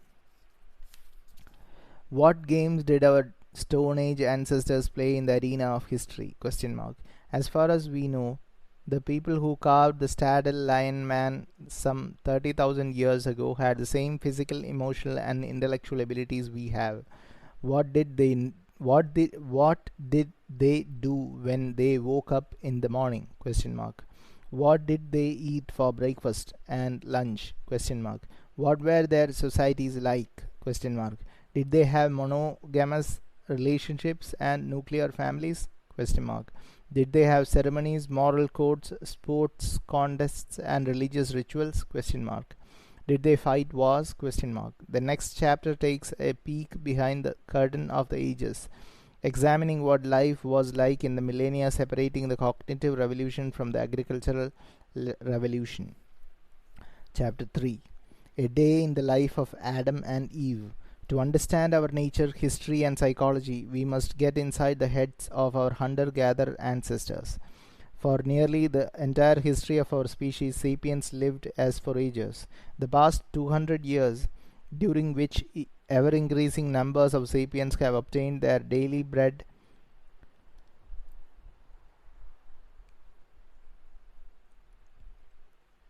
as urban laborers and office workers, and the preceding 10,000 years, during which most sapiens lived as farmers and herders, are the blink of an eye compared to the tens of thousands of years during which our ancestors hunted and gathered.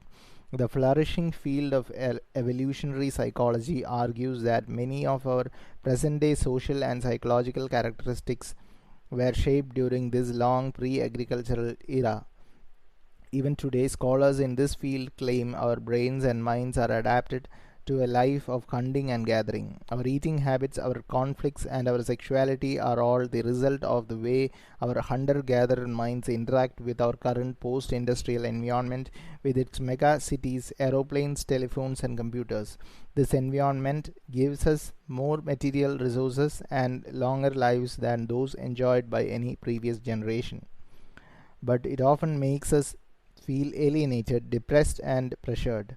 To understand why, evolutionary psychologists argue we need to delve into the hunter gatherer world that shaped us, the world that we subconsciously still inhabit. Why, for example, do people gorge on high calorie food that is doing little good to their bodies? Question mark. Today's affluent societies are in the throes of a plague of obesity, which is rapidly spreading to developing countries. It's a puzzle why we binge on the sweetest and greasiest food we can find, until we consider the eating habits of our forager forebears. In the savannas and forests they inhabited, high calorie sweets were extremely rare and food in general was in short supply. A typical forager 30,000 years ago had access to only one type of sweet food, ripe fruit. If a Stone Age woman came across a tree groaning with figs, the most sensible thing to do was to eat as many of them as she could on the spot before the local baboon band picked the tree bare. The instinct to gorge on high calorie food was hardwired into our genes. Today, we may be living in high rise apartments with overstuffed refrigerators, but our DNA still thinks we are in the savannah. That's what makes us spoon down an entire tub of Ben and Jerry's when we find one in the freezer and wash it down with a jumbo coke. This gorging gene theory is widely accepted. Other theories are far more contentious. For example, some evolutionary psychologists argue that ancient foraging bands were not composed of nuclear families centered on monogamous couples. Rather, foragers lived in communes devoid of private property, monogamous relationships, and even fatherhood. In such a band, a woman could have sex and form intimate bonds with several men and women simultaneously, and all of the band's adults cooperated in parenting its children. Since no man knew definitively which of the children were his, men showed equal concern for all youngsters.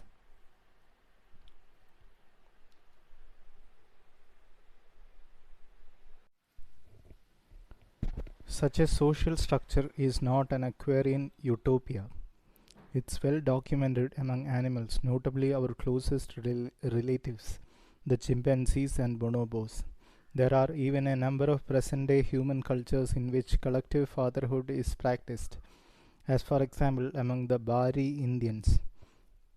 According to the beliefs of such societies, a child is not born from the sperm of a single man, but from the accumulation of sperm in a woman's womb. A good mother will make a point of having sex with several different men, especially when she is pregnant, so that her child will enjoy the qualities and paternal care not merely of the best hunter, but also of the best storyteller, the strongest warrior, and the most considerate lover. If this sounds silly, bear in mind that before the development of modern embryological studies, people had no solid evidence that babies are always sired by a single father rather than by many. The proponents of this ancient commune theory argue that the frequent infidelities that characterize modern marriages and the high rates of divorce, not to mention the cornucopia of psychological complexes from which both children and adults suffer, all result from forcing humans to live in nuclear families and monogamous relationships that are incompatible with our biological software. Many scholars vehemently reject this theory, insisting that both monogamy and the forming of nuclear families are core human behaviors. Though ancient hunter gatherer societies tended to be more communal and egalitarian than modern societies, these researchers argue they were nevertheless comprised of separate cells, each containing a jealous couple and the children they held in common. This is why today monogamous relationships and nuclear families are the norm in the vast majority of cultures. Why men and women tend to be very possessive of their partners and children, and why even in modern states such as North Korea and Syria, political authority passes from father to son.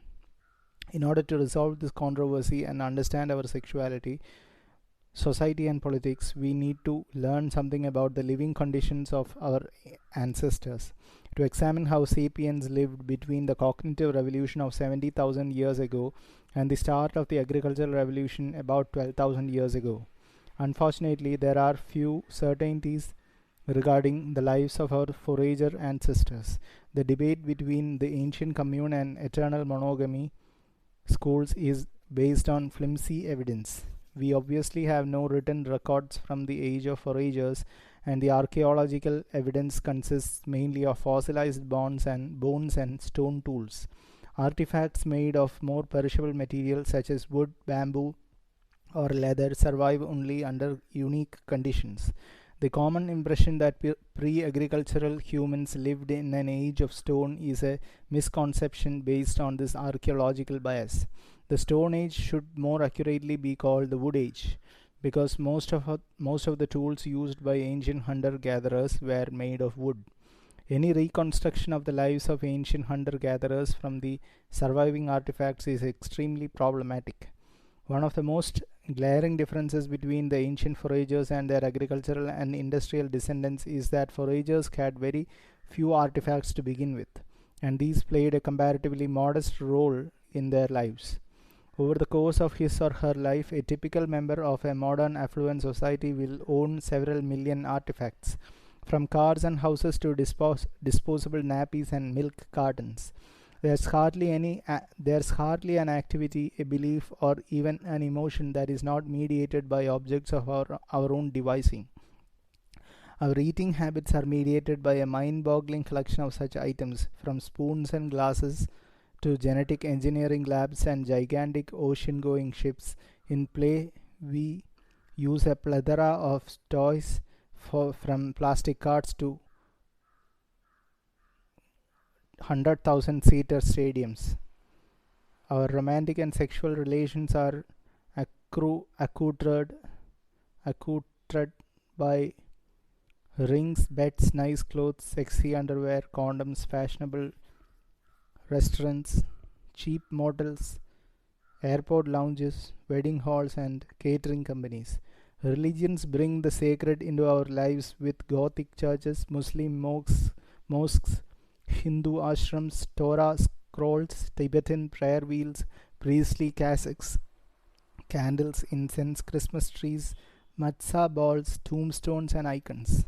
We hardly notice how ubiquitous our stuff is until we have to move it to a new house.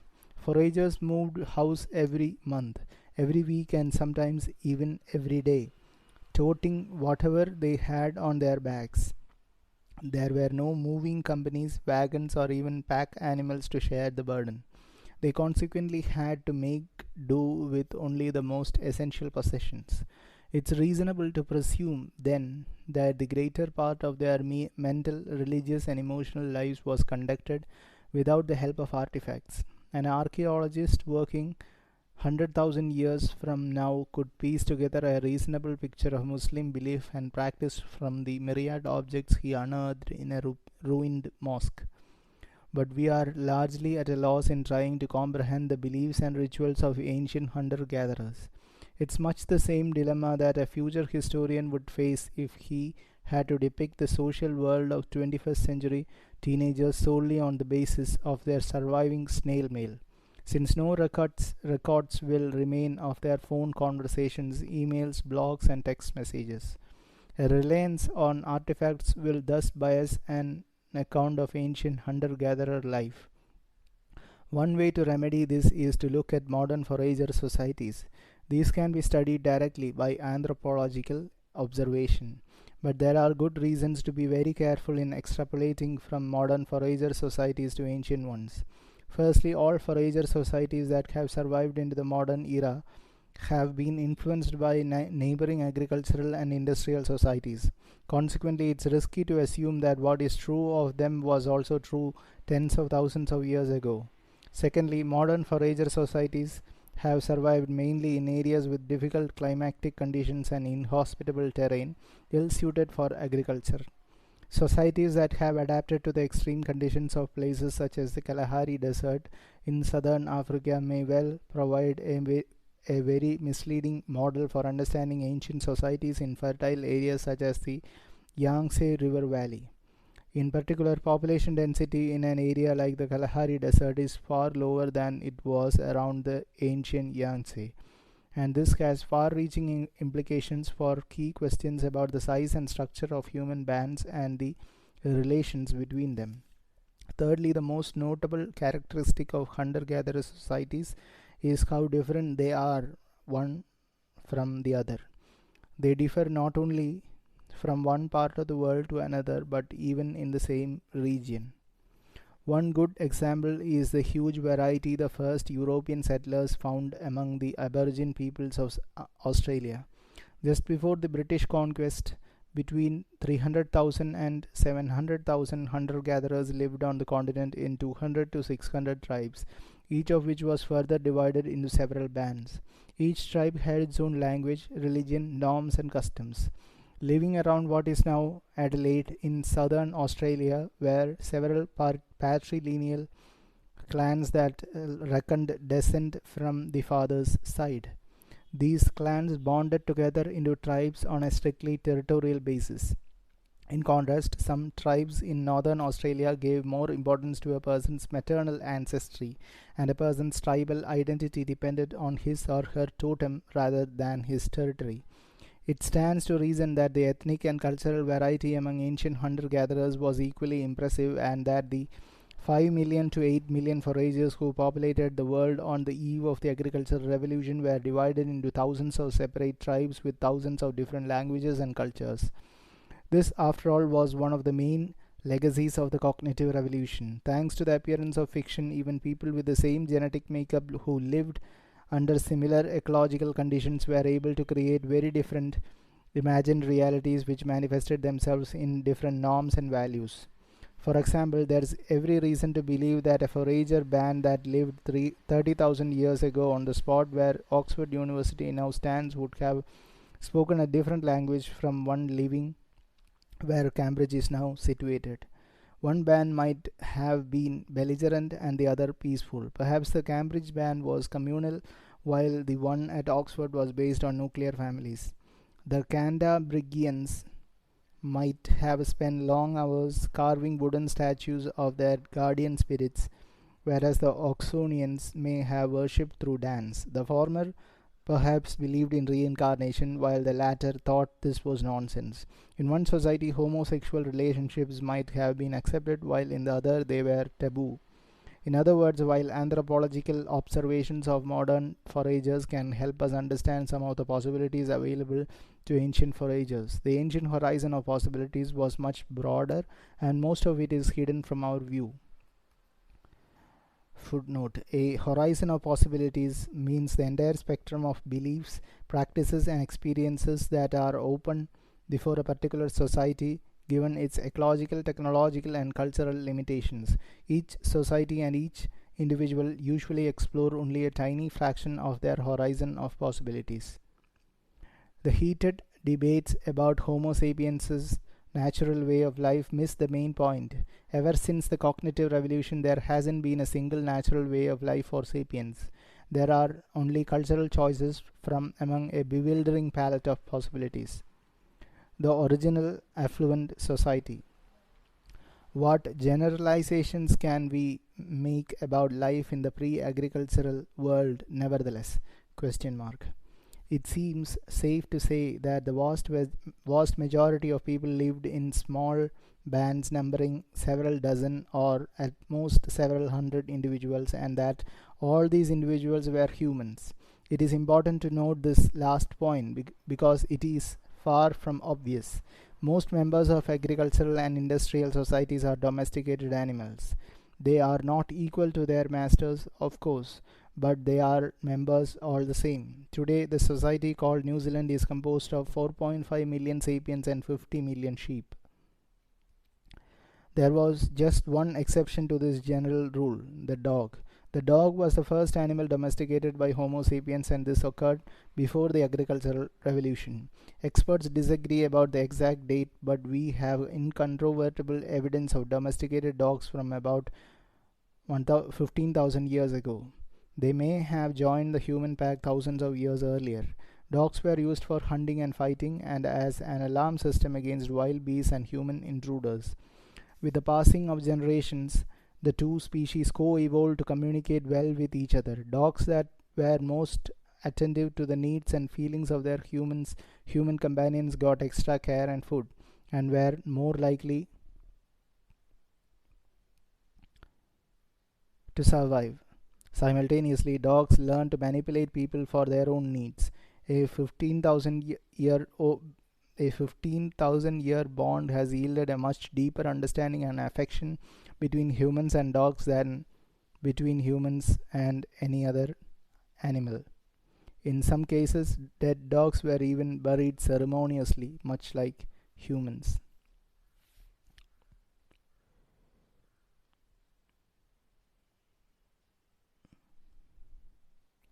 First pet? Question mark. A 12,000-year-old tomb found in northern Israel. It contains the skeleton of a 50-year-old woman next to that of a puppy. Bottom left corner. The puppy was buried close to the woman's head. Her left hand is resting on the dog in a way that might indicate an emotional connection. There are, of course, other possible explanations. Perhaps, for example, the puppy was a gift to the gatekeeper of the next world. Members of a band knew each other very intimately and were surrounded throughout their lives by friends and relatives. Loneliness and privacy were rare. Neighboring bands probably competed for resources and even fought one another, but they also had friendly contacts. They exchanged members, hunted together, traded rare luxuries, cemented political alliances, and celebrated religious festivals. Such cooperation was one of the important trademarks of Homo sapiens and gave it a crucial edge over other human species. Sometimes relations with neighboring bands were tight enough that together they constituted a single tribe sharing a common language, common myths, and common norms and values. Yet we should not overestimate the importance of such external relations. Even if in times of crisis neighboring bands drew closer together, and even if they occasionally gathered to hunt or feast together, they still spent the vast majority of their time in complete isolation and independence. Trade was mostly limited to prestige items such as shells, amber, and pigments. There is no evidence that people traded staple goods like fruits and meat, or that the existence of one band depended on the importing of goods from another. Socio-political relations, too, tended to be sporadic. The tribe did not serve as a permanent political framework, and even if it had seasonal meeting places, there were no permanent towns or institutions. The average person lived many months without seeing or hearing a human from outside of her own band, and she encountered throughout her life no more than a few hundred humans. The sapiens population was thinly spread over vast territories. Before the agricultural revolution, the human population of the entire planet was smaller than that of today's Cairo. Most sapiens bands lived on the road, roaming from place to place in search of food. Their movements were influenced by the changing seasons, the annual migrations of animals, and the growth cycles of plants. They usually traveled back and forth across the same home territory, an area of between several dozen and many hundreds of square kilometers. Occasionally, bands wandered outside their turf and explored new lands, whether due to natural calamities, violent conflicts, demographic pressures, or the initiative of a charismatic leader.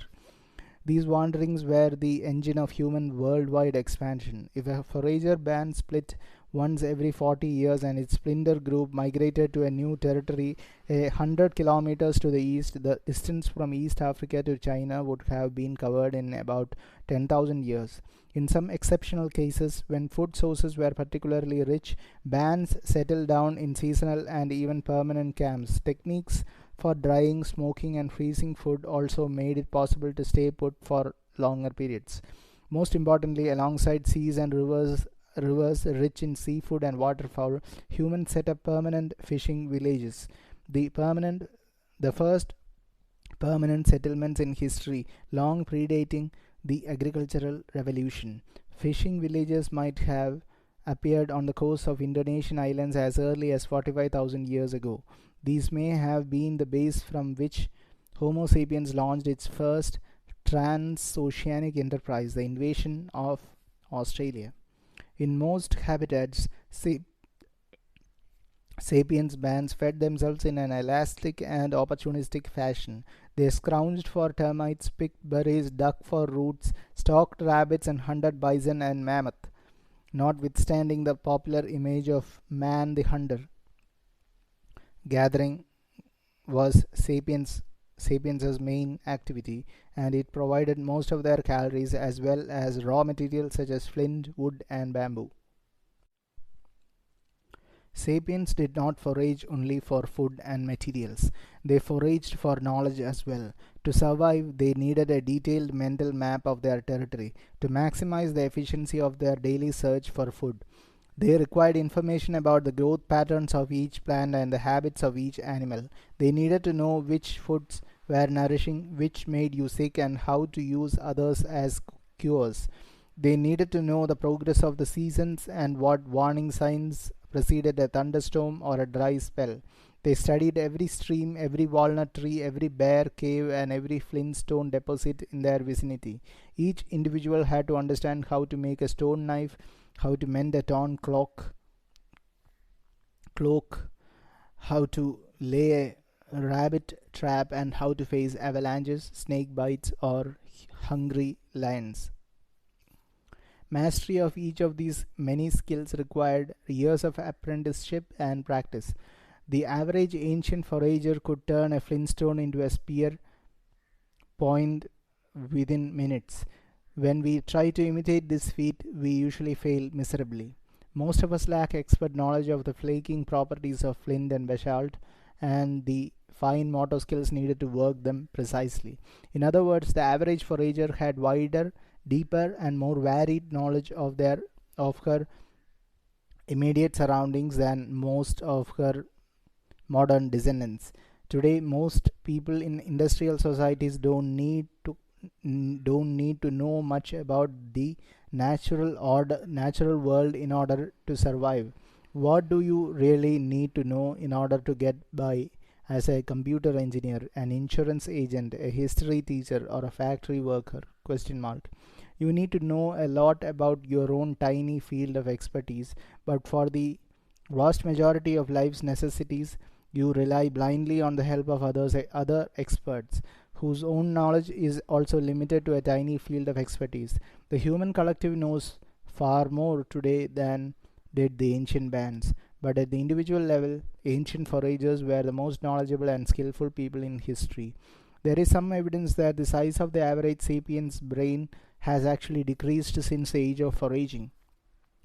Survival in that area required superb mental abilities from everyone. When agriculture and industry came along, people could increasingly rely on the skills of others for survival, and new niches for imbeciles were opened up. You could survive and pass your unremarkable genes to the next generation by working as a water carrier or an assembly line worker. Foragers mastered not only the surrounding world of animals, plants, and objects, but also the internal world of their own bodies and senses. They listened to the slightest movement in the grass to learn whether a snake might be lurking there. They carefully observed the foliage of trees in order to discover fruits, beehives, and birds' nests.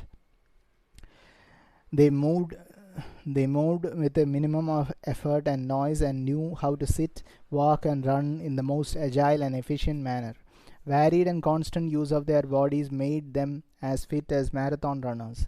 They had physical dexterity that people today are unable to achieve even after years of practicing yoga or Tai Chi. The, the hunter gatherer way of life differed significantly from region to region and from season to season, but on the whole, foragers seem to have enjoyed a more comfortable and rewarding lifestyle than most of the peasants, shepherds, laborers, and office clerks who followed in their footsteps.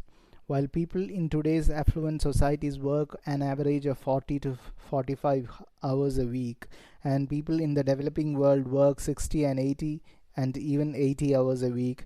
Hunter-gatherers living today in the most inhospitable of habitats such as the Kalahari Desert work on average for just 35 to 45 hours a week. They hunt only one day out of three, and gathering takes up just 3 to 6 hours daily. In normal times, this is enough to feed the band. It may well be that ancient hunter gatherers living in zones more fertile than the Kalahari spend even less time obtaining food and raw materials. On top of that, foragers enjoyed a lighter load of household chores. They had no dishes to wash, no carpets to vacuum, no floors to polish, no nappies to change, and no bills to pay. The forager economy provided most people with more interesting lives than agriculture or industry do. Today, a Chinese factory hand leaves home around 7 in the morning, makes her way through polluted streets to a sweatshop, and there operates the same machine in the same way day in, day out for 10 long and mind numbing hours, returning home around 7 in the evening in order to wash dishes and do the laundry. 30,000 years ago, a Chinese forager might leave camp with her companions at, say, 8 in the morning. They would roam the nearby forests and meadows, gathering mushrooms, digging up edible roots, catching frogs, and occasionally running away from tigers. By early afternoon, they were back at the camp to make lunch. That left them plenty of time to gossip, tell stories, play with the children, and just hang out. Of course, the tiger sometimes caught them or a snake bit them, but on the other hand, they did not have to deal with automobile accidents and industrial pollution. In most places and at most times, foraging provided ideal nutrition. That is hardly surprising. This had been the human diet for hundreds of thousands of years, and the human body was well adapted to it. Evidence from fossilized skeletons indicates that ancient foragers were less likely to suffer from starvation or malnutrition, and were generally taller and healthier than their peasant descendants. Average life expectancy was apparently just 30 to 40 years, but this was due largely to the high incidence of child mortality. Children who made it through the perilous first years had a good chance of reaching the age of 60, and some even made it to their 80s. Among modern foragers, 45-year-old women can expect to live another 20 years, and about 5 to 8% of the population is over 60. The foragers' secret of success, which protected them from starvation and malnutrition, was their varied diet. Farmers tend to eat a very limited and unbalanced diet, especially in pre-modern times. Most of the calories feeding an agricultural population came from a single crop, such as wheat, potatoes, or rice, that lacks some of the vitamins, minerals, and other nutritional materials humans need. The typical peasant in traditional China ate rice for breakfast, rice for lunch, and rice for dinner. If she was lucky, she could expect to eat the same on the following day. By contrast, ancient foragers regularly ate dozens of different foodstuffs.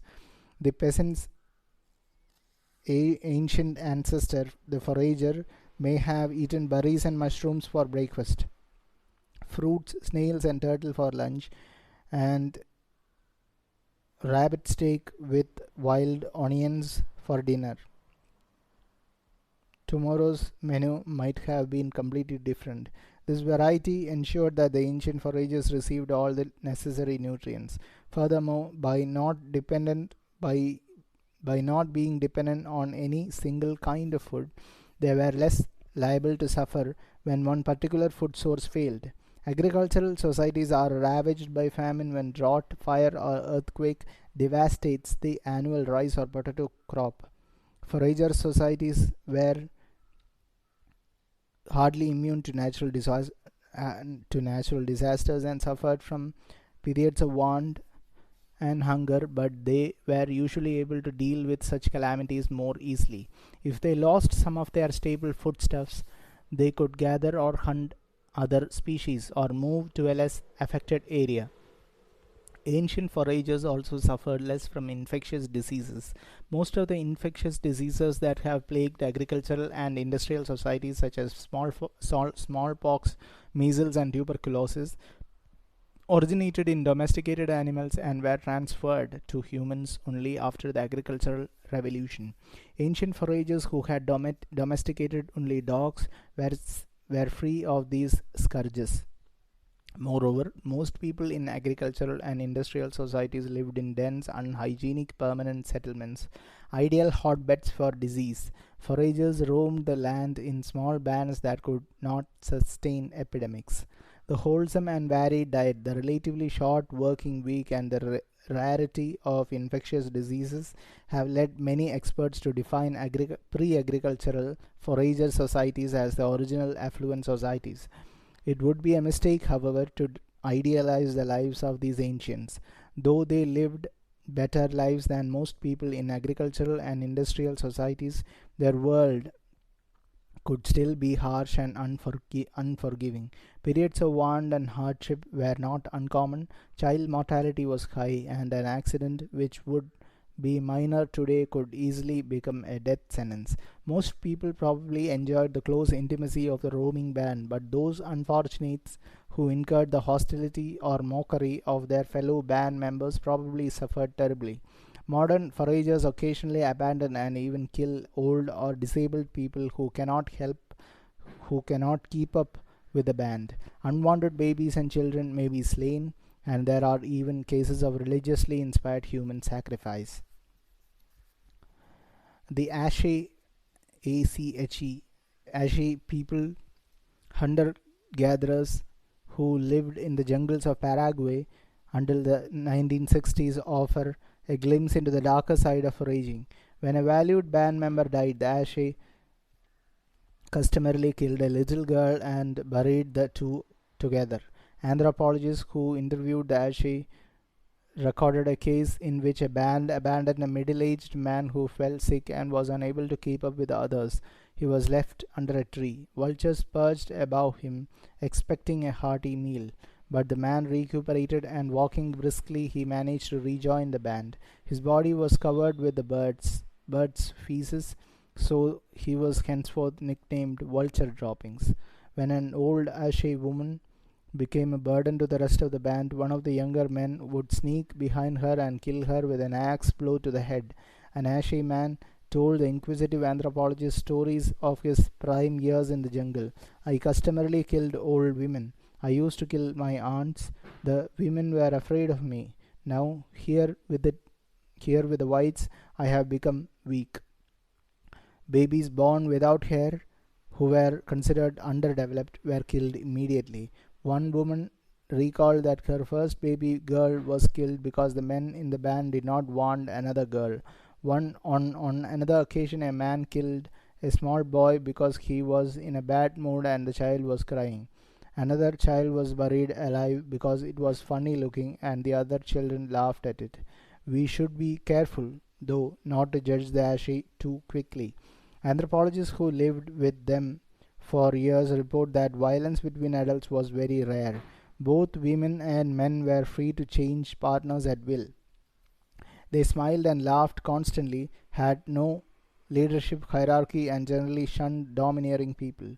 They were extremely generous with their few possessions and were not obsessed with success or wealth. The things they valued most in life were good social interactions and high quality friendships. They viewed the killing of children, sick people, and the elderly as many people today view abortion and euthanasia. It should also be noted that the Ache were hunted and killed without mercy by Paraguayan farmers. The need to evade their enemies probably caused the Ache to adopt an exceptionally harsh attitude towards anyone who might become a liability to the band. The truth is that the Ache society, like every human society, was very complex. We should beware of demonizing or idealizing it on the basis of a superficial acquaintance. The Ache were neither angels nor fiends. They were humans. So too were the ancient hunter-gatherers. Talking ghosts. What can we say about the spiritual and mental life of the ancient hunter-gatherers? The basics of the forager economy can be restructured with some confidence based on quantifiable and objective factors. For example, we can calculate how many calories per day a person needed in order to survive, how many calories were obtained from a kilogram of walnuts, and how many walnuts could be gathered from a square kilometer of forest. With this data, we can make an educated guess about the relative importance of walnuts in their diet. But did they consider walnuts a delicacy or a humdrum staple? Question mark. Did they believe that walnut trees were inhabited by spirits? Question mark. Did they find walnut leaves pretty? Question mark. If a forager boy wanted to take a forager girl to a romantic sport, did the shade of a walnut tree suffice? Question mark. The world of thought, belief, and feeling is by definition far more difficult to decipher.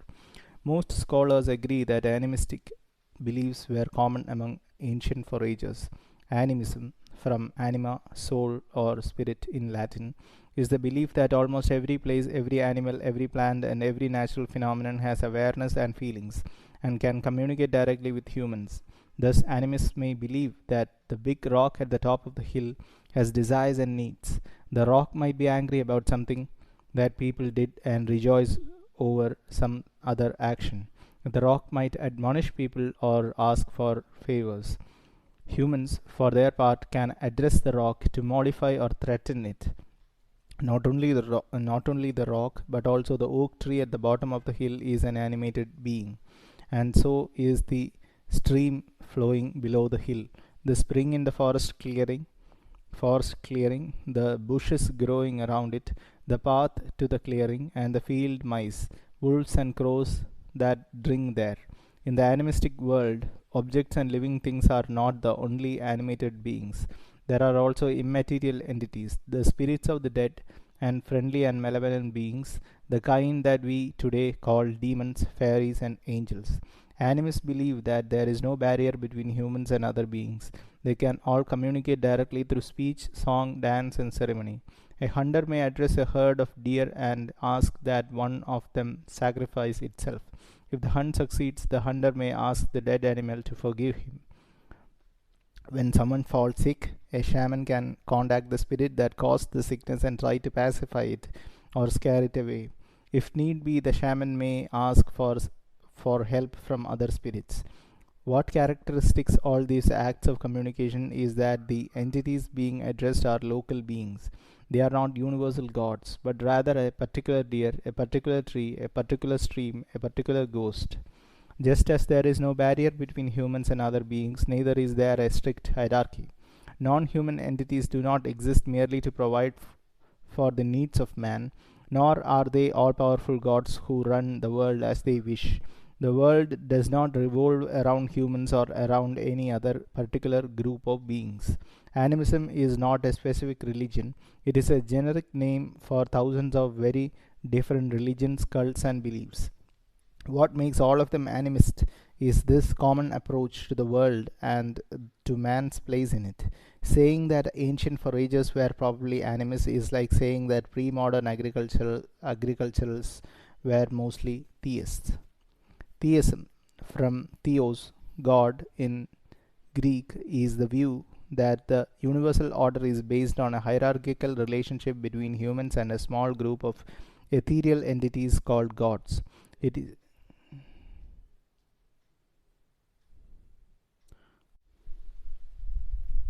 It is certainly true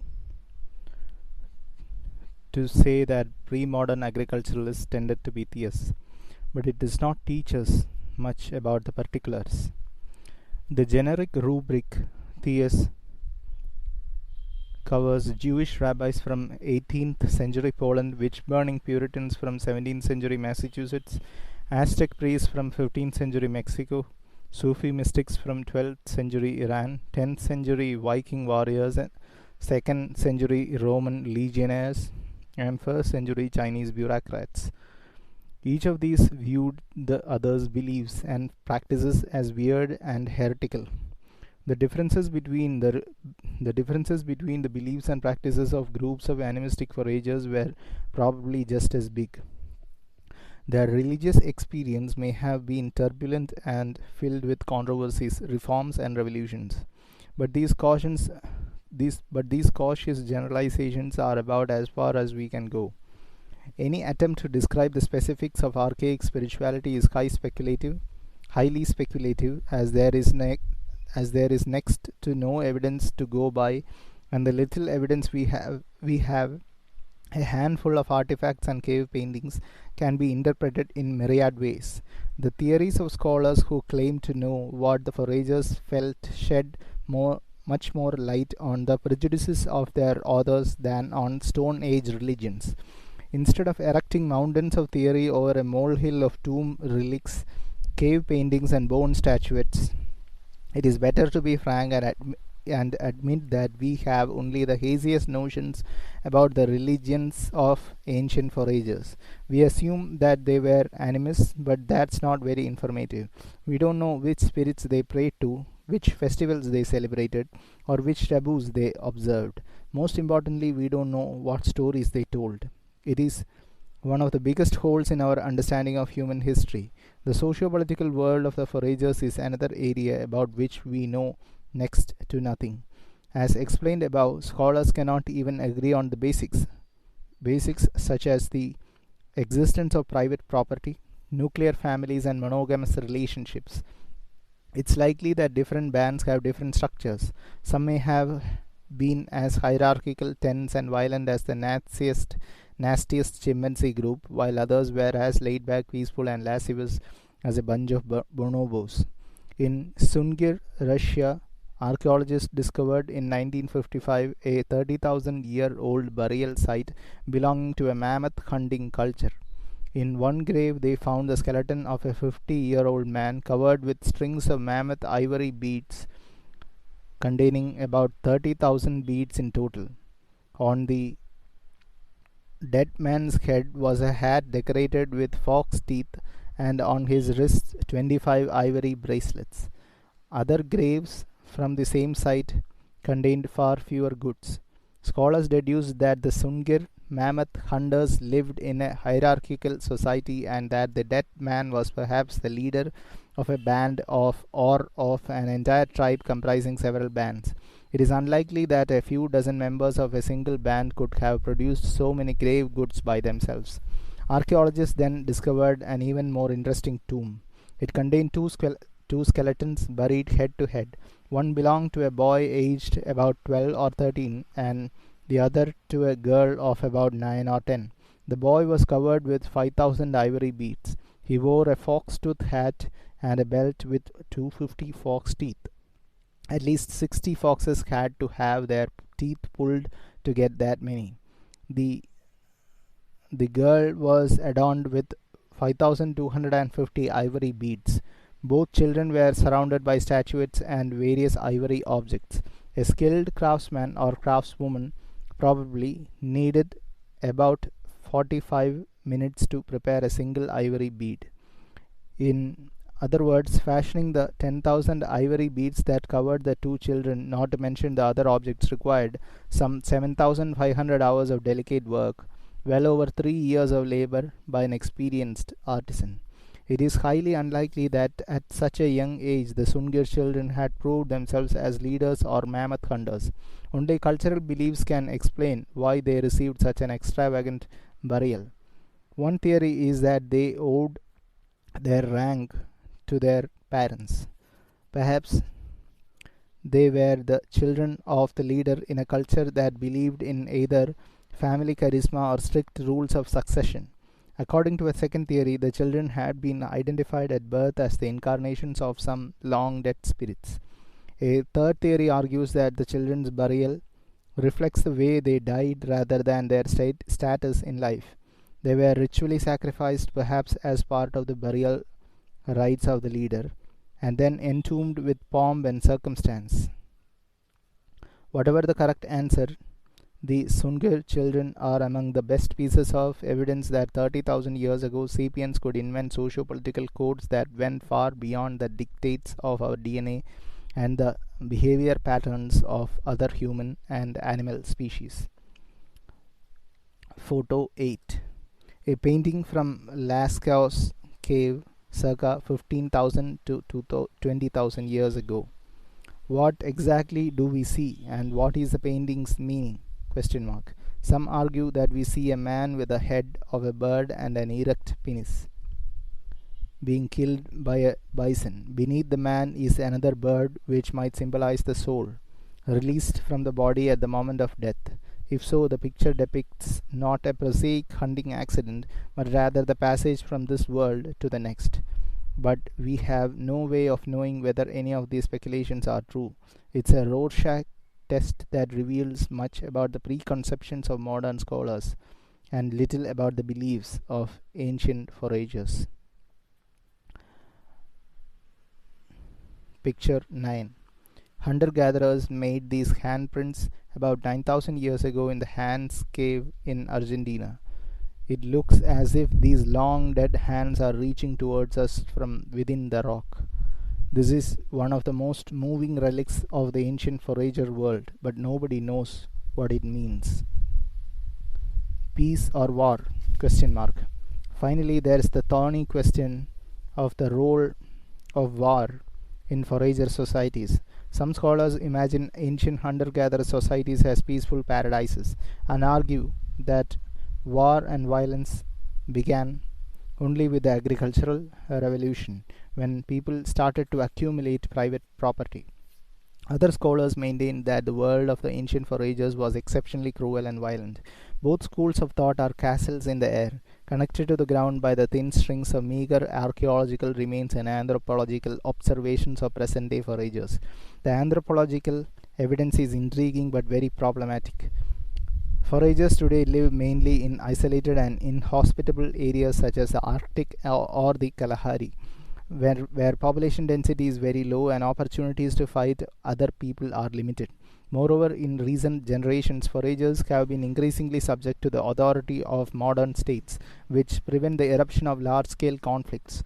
European scholars have had only two opportunities to observe large and relatively dense populations of independent foragers: in northwestern North America in the 19th century and in northern Australia during the 19th and early 20th centuries. Both Amerindian and Aboriginal Australian cultures witnessed frequent armed conflicts.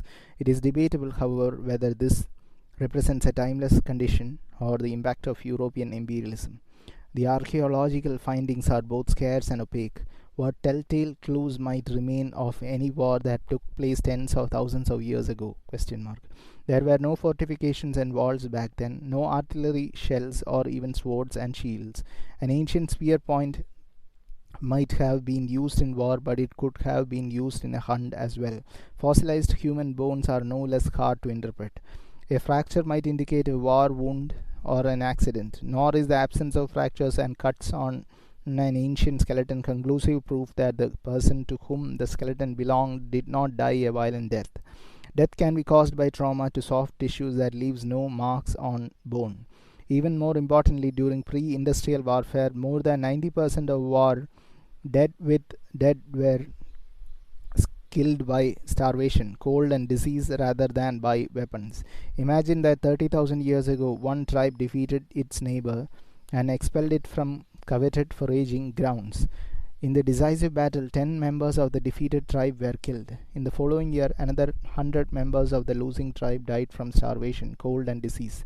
Archaeologists who come across these 110 skeletons may too easily conclude that most fell victim to some natural disaster.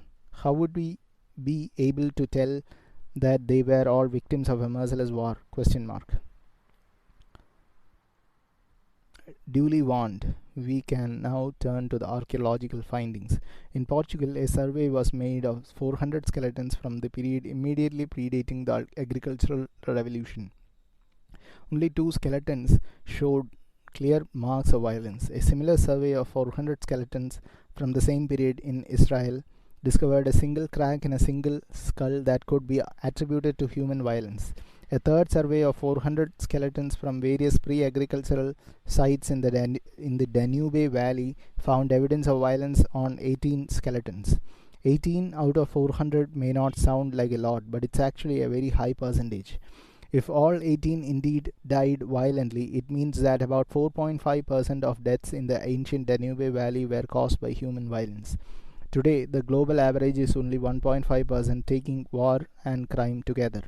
During the 20th century, only 5% of human deaths resulted from human violence, and this in a century that saw the bloodiest wars and most massive genocides in history. If this revelation is typical, the ancient Danube Valley was as violent as the 20th century. Footnote: it might be argued that not all 18 ancient Danubians actually died from the violence, whose marks can be seen on their remains. Some were only injured. However, this is probably counterbalanced by deaths from trauma to soft tissues and from the invisible deprivations that accompany war. The depressing findings from the Danube Valley are supported by a string of equally depressing findings from other areas. At Jabal Sahaba in Sudan, a 12,000-year-old cemetery containing 59 skeletons was discovered. Arrowheads and spear points were found embedded in or lying near the bones of 24 skeletons, 40% of the find. The skeleton of one woman revealed 12 injuries. In Offnet Cave in Bavaria, archaeologists discovered the remains of 38 foragers, mainly women and children, who had been thrown into two burial pits. Half the skeletons, including those of children and babies, bore clear signs of damage by human weapons such as clubs and knives. The few skeletons belonging to mature males bore the worst marks of violence. In all probability, an entire forager band was massacred at Offnet. Which better represents the world of the ancient foragers, the peaceful skeletons from Israel and Portugal, or the abattoirs of Jabal Sahaba and Offnet? The answer is neither. Just as foragers exhibited a wide array of religions and social structures, so too did they probably demonstrate a variety of violence rates. While some areas and some periods of time may have enjoyed peace and tranquility, others were riven by ferocious conflicts. The curtain of silence. If the larger picture of ancient forager life is hard to reconstruct, particular events are largely irretrievable. When a sapiens band first entered a valley inhabited by Neanderthals, the following years might have witnessed a breathtaking historical drama. Unfortunately, nothing would have survived from such an encounter except, at best, a few fossilized bones and a handful of stone tools that remain mute under the most intense scholarly inquisitions. We may extract from them information about human anatomy, human technology, human diet, and perhaps even human social structure. But they reveal nothing about the political alliance forged between neighboring sapiens bands, about the spirits of the dead that blessed this alliance, or about the ivory beads secretly given to the local witch doctor in order to secure the blessing of the spirits. This curtain of silence shrouds tens of thousands of years of history. These long millennia may well have witnessed wars and revolutions, ecstatic religious movements, profound philosophical theories, incomparable artistic masterpieces. The foragers may have had their all-conquering Napoleons who ruled empires half the size of Luxembourg, gifted Beethovens who lacked symphony orchestras but brought people to tears with the sound of their bamboo flutes, and charismatic prophets who revealed the words of a local oak tree rather than those of a universal creator god. But these are all mere guesses. The curtain of silence is so thick that we cannot even be more sure such things occurred, let alone describe them in detail. Scholars tend to ask only those questions that they can reasonably expect to answer. Without the discovery of as yet unavailable research tools, we will probably never know what the ancient foragers believed or what political dramas they experienced. Yet it is vital to ask questions for which no answers are available. Otherwise, we might be tempted to dismiss 60,000 of 70,000 years of human history with the excuse that the people who lived back then did nothing of importance. The truth is that they did a lot of important things. In particular, they shaped the world around us to a much larger degree than most people realize. Trekkers visiting the Siberian tundra, the deserts of central Australia, and the Amazonian rainforest believe that they have entered pristine landscapes virtually untouched by human hands. But that's an illusion. The foragers were there before us, and they brought about dramatic changes even in the densest jungles and the most desolate wildernesses. The next chapter explains how the foragers completely reshaped the ecology of our planet long before the first agricultural village was built. the wandering bands of storytelling. Sapiens were the most important and most destructive force the animal kingdom had ever produced. Chapter 4: The Flood. Prior to the cognitive revolution, humans of all species lived exclusively on the Afro Asian landmass. True, they had settled a few islands by swimming short stretches of water or crossing them on improvised rafts. Flores, for example, was colonized as far back as 85,000 years ago. Yet they were unable to venture into the open sea, and none reached America, Australia, or remote islands such as Madagascar, New Zealand, and Hawaii. The sea barrier prevented not just humans but also many other Afro-Asian animals and plants from reaching this outer world. As a result, the organisms of distant lands like Australia and Madagascar evolved in isolation for millions upon millions of years, taking on shapes and natures very different from those of their distant Afro-Asian relatives. Planet Earth was separated into several distinct ecosystems, each made up of a unique assembly of animals and plants. Homo sapiens was about to put an end to this biological exuberance. Following the cognitive revolution, sapiens acquired the technology, the organizational skills, and perhaps even the vision necessary to break out of Afro-Asia and settle the outer world. Their first achievement was the colonization of Australia some 45,000 years ago. Experts are hard pressed to explain this feat. In order to reach Australia, humans had to cross a number of sea channels, some more than 100 kilometers wide, and upon arrival, they had to adapt nearly overnight to a completely new ecosystem. The most reasonable theory suggests that about 45,000 years ago, the sapiens living in the Indonesian archipelago, a group of islands separated from Asia and from each other by only narrow straits, developed the first seafaring societies. They learned how to build and maneuver ocean-going vessels and became long-distance fishermen, traders, and explorers. This would have brought about an unprecedented transformation in human capabilities and lifestyles. Every other mammal that went to sea, seals, sea cows, dolphins, had to evolve for eons to develop specialized organs and a hydrodynamic body. The sapiens in Indonesia, descendants of apes who lived on the African savanna, became Pacific seafarers without growing flippers and without having to wait for their noses to migrate to the top of their heads as whales did. Instead, they built boats and learned how to steer them. And these skills enabled them to reach and settle Australia. True, archaeologists have yet to unearth rafts, oars, or fishing villages that date back as far as 45,000 years ago. They would be difficult to discover because rising sea levels have buried the ancient Indonesian shoreline under 100 meters of ocean. Nevertheless, there is strong circumstantial evidence to support this theory, especially the fact that in the thousands of years following the settlement of Australia, sapiens colonized a large number of small and isolated islands to its north. Some, such as Buka and Manus, were separated from the closest land by 200 kilometers of open water. It's hard to believe that anyone could have reached and colonized Manus without sophisticated vessels and sailing skills. As mentioned earlier, there is also firm evidence for regular sea trade between some of these islands, such as New Ireland and New Britain. The journey of the first humans to Australia is one of the most important events in history, at least as important as Columbus's journey to America or the Apollo 2 expedition to the moon. It was the first time any human had managed to leave the Afro-Asian ecological system. Indeed, the first time any large terrestrial mammal had managed to cross from Afro-Asia to Australia. Of even greater importance was what the human pioneers did in this new world.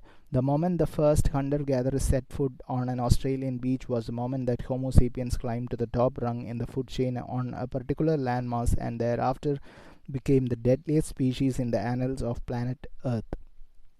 Up until then, humans had displayed some innovative adaptations and behaviors, but their effect on their environment had been negligible. They had demonstrated remarkable success in moving into and adjusting to various habitats, but they did so without drastically changing those habitats. The settlers of Australia, or more accurately its conquerors, did not just adapt, they transformed the Australian ecosystem beyond recognition. The first human footprint on a sandy Australian beach was immediately washed away by the waves. Yet when the invaders advanced inland, they left behind a different footprint, one that would never be expunged. As they pushed on, they encountered a strange universe of unknown creatures that included a 200 kilogram, 2-meter kangaroo and a marsupial lion, as massive as a modern tiger, that was the continent's largest predator. Koalas, far too big to be cuddly and cute, rustled in the trees, and flightless birds twice the size of ostriches sprinted on the plains. Dragon like lizards and snakes 5 meters long slithered through the undergrowth. The giant Diprotodon, a 2.5-ton wombat, roamed the forest. Except for the birds and reptiles, all these animals were marsupials. Like kangaroos, they gave birth to tiny, helpless, fetus like young, which they then nurtured with milk in abdominal pouches. Marsupial mammals were almost unknown in Africa and Asia, but in Australia they reigned supreme. Within a few thousand years, virtually all of these giants vanished. Of the 24 Australian animal species weighing 50 kilograms or more, 23 became extinct. A large number of smaller species also disappeared. Food chains throughout the entire Australian ecosystem were broken and rearranged. It was the most important transformation of the Australian ecosystem for millions of years. Was it all the fault of Homo sapiens? Question mark. Guilty as charged. Some scholars try to exonerate our species, placing the blame on the vagaries of the climate, the usual scapegoat in such cases. Yet it is hard to believe that Homo sapiens was completely innocent. There are 3 pieces of evidence that weaken the climate alibi and implicate our ancestors in the extinction of the Australian megafauna. Firstly, even though Australia's climate changed some 45,000 years ago, it was not a very remarkable upheaval. It's hard to see how the new weather patterns alone could have caused such a massive extinction. It's common today to explain anything and everything as the result of climate change, but the truth is that Earth's climate never rests. It is in constant flux. Every event in history occurred against the background of some climate change. In particular, our planet has experienced numerous cycles of cooling and warming. During the last million years, there has been an ice age on average every 100,000 years. The last one ran from about 75,000 to 15,000 years ago. Not unusually severe for an ice age, it had twin peaks, the first about 70,000 years ago and the second at about 20,000 years ago. The giant Diprotodon appeared in Australia more than 1.5 million years ago and successfully weathered at least 10 previous ice ages. It also survived the first peak of the last ice age around 70,000 years ago.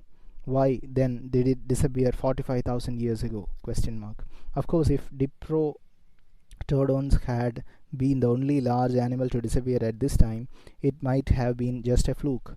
But more than 90% of Australia's megafauna disappeared along with the Diprotodon. The evidence is circumstantial, but it's hard to imagine that sapiens, just by coincidence, arrived in Australia at this precise point that all these animals were dropping dead of chills. Secondly, when climate change causes mass extinctions, sea creatures are usually hit as hard as land dwellers. Yet there is no evidence of any significant disappearance of oceanic fauna 45,000 years ago. Human involvement can easily explain why the wave of extinction obliterated the terrestrial megafauna of Australia while sparing that of the nearby oceans. Despite its burgeoning navigational abilities, Homo sapiens was still overwhelmingly a terrestrial menace. Thirdly, mass extinctions akin to the archetypal Australian decimation occurred again and again in the ensuing millennia. Whenever people settled another part of the outer world, in these cases, sapiens' guilt is irrefutable. For example, the megafauna of New Zealand, which had weathered the alleged climate change of circa 45,000 years ago without a scratch, suffered devastating blows immediately after the first humans set foot on the islands. The Maoris, New Zealand's first sapiens colonizers, reached the islands about 800 years ago. Within a couple of centuries, the majority of the local megafauna was extinct, along with 60% of all bird species. A similar fate befell the mammoth population of Wrangel Island in the Arctic Ocean, 200 kilometers north of the Siberian coast. Mammoths had flourished for millions of years over most of the northern hemisphere, but as Homo sapiens spread, first over Eurasia and then over North America, the mammoths retreated. By 10,000 years ago, there was not a single mammoth to be found in the world, except on a few remote Arctic islands, most conspicuously Wrangel. The mammoths of Wrangel continued to prosper for a few more millennia, then suddenly disappeared about 4,000 years ago, just when the first humans reached the island. Were the Australian extinction an isolated event, we could grant humans the benefit of the doubt. But the historical record makes Homo sapiens look like an ecological serial killer. All the settlers of Australia had at their disposal was Stone Age technology. How could they cause an ecological disaster? Question mark. There are three explanations that mesh quite nicely. Large animals, the primary victims of the Australian extinction, breed slowly. Pregnancy is long, offspring per pregnancy are few, and there are long breaks between pregnancies. Consequently, if humans cut down even one diprotodon every few months, it would be enough to cause diprotodon deaths to outnumber births. Within a few thousand years, the last lonesome diprotodon would pass away, and with her the entire species. In fact, for all their size, diprotodons and Australia's other giants probably would not have been that hard to hunt because they would have been taken totally by surprise by their two-legged assailants. Various human species had been prowling and evolving in Afro-Asia for 2 million years. They slowly honed their hunting skills and began going after large animals around 400,000 years ago. The big beasts of Africa and Asia learned to avoid humans. So when the new mega predator Homo sapiens appeared on the Afro-Asian scene, the large animals already knew to keep their distance from creatures that looked like it. In contrast, the Australian giants had no time to learn to run away.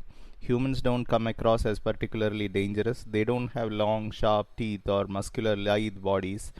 So when a diprotodon, the largest marsupial ever to walk the earth, set eyes for the first time on this frail-looking ape, he gave it one glance and then went back to chewing leaves. These animals had to evolve a fear of humankind, but before they could do so, they were gone. The second explanation is that by the time sapiens reached Australia, they had already mastered fire agriculture. Faced with an alien and threatening environment, they deliberately burned vast areas of impassable thickets and dense forests to create open grasslands, which attracted more easily hunted game and were better suited to their needs. They thereby completely changed the ecology of large parts of Australia within a few short millennia. One body of evidence supporting this view is the fossil plant record. Eucalyptus trees were rare in Australia 45,000 years ago, but the arrival of Homo sapiens inaugurated a golden age for the species. Since eucalyptuses are particularly resistant to fire, they spread far and wide while other trees and shrubs disappeared. These changes in vegetation included the animals that are the plants and the carnivores that ate the vegetarians. Koalas, which subsist exclusively on eucalyptus leaves, happily munched their way into new territories. Most other animals suffered greatly. Many Australian food chains collapsed, driving the weakest links into extinction. A third explanation agrees that hunting and fire agriculture played a significant role in the extinction, but emphasizes that emphasizes that we can't completely ignore the role of climate. The climate changes that beset Australia about 45,000 years ago destabilized the ecosystem and made it particularly vulnerable. Under normal circumstances, the system would probably have recuperated as had happened many times previously. However, humans appeared on the stage at just this critical juncture and pushed the brittle ecosystem into the abyss. The combination of climate change and human hunting is particularly devastating for large animals since it attacks them from different angles. It is hard to find a good survival strategy that will work simultaneously against multiple threats. Without further evidence, there is no way of deciding between the three scenarios. But there are certainly good reasons to believe that if Homo sapiens had never gone down under, it would still be home to marsupial lions, diprotodons, and giant kangaroos. The end of sloth. The extinction of the Australian megafauna was probably the first significant mark Homo sapiens left on our planet. It was followed by an even larger ecological disaster, this time in America.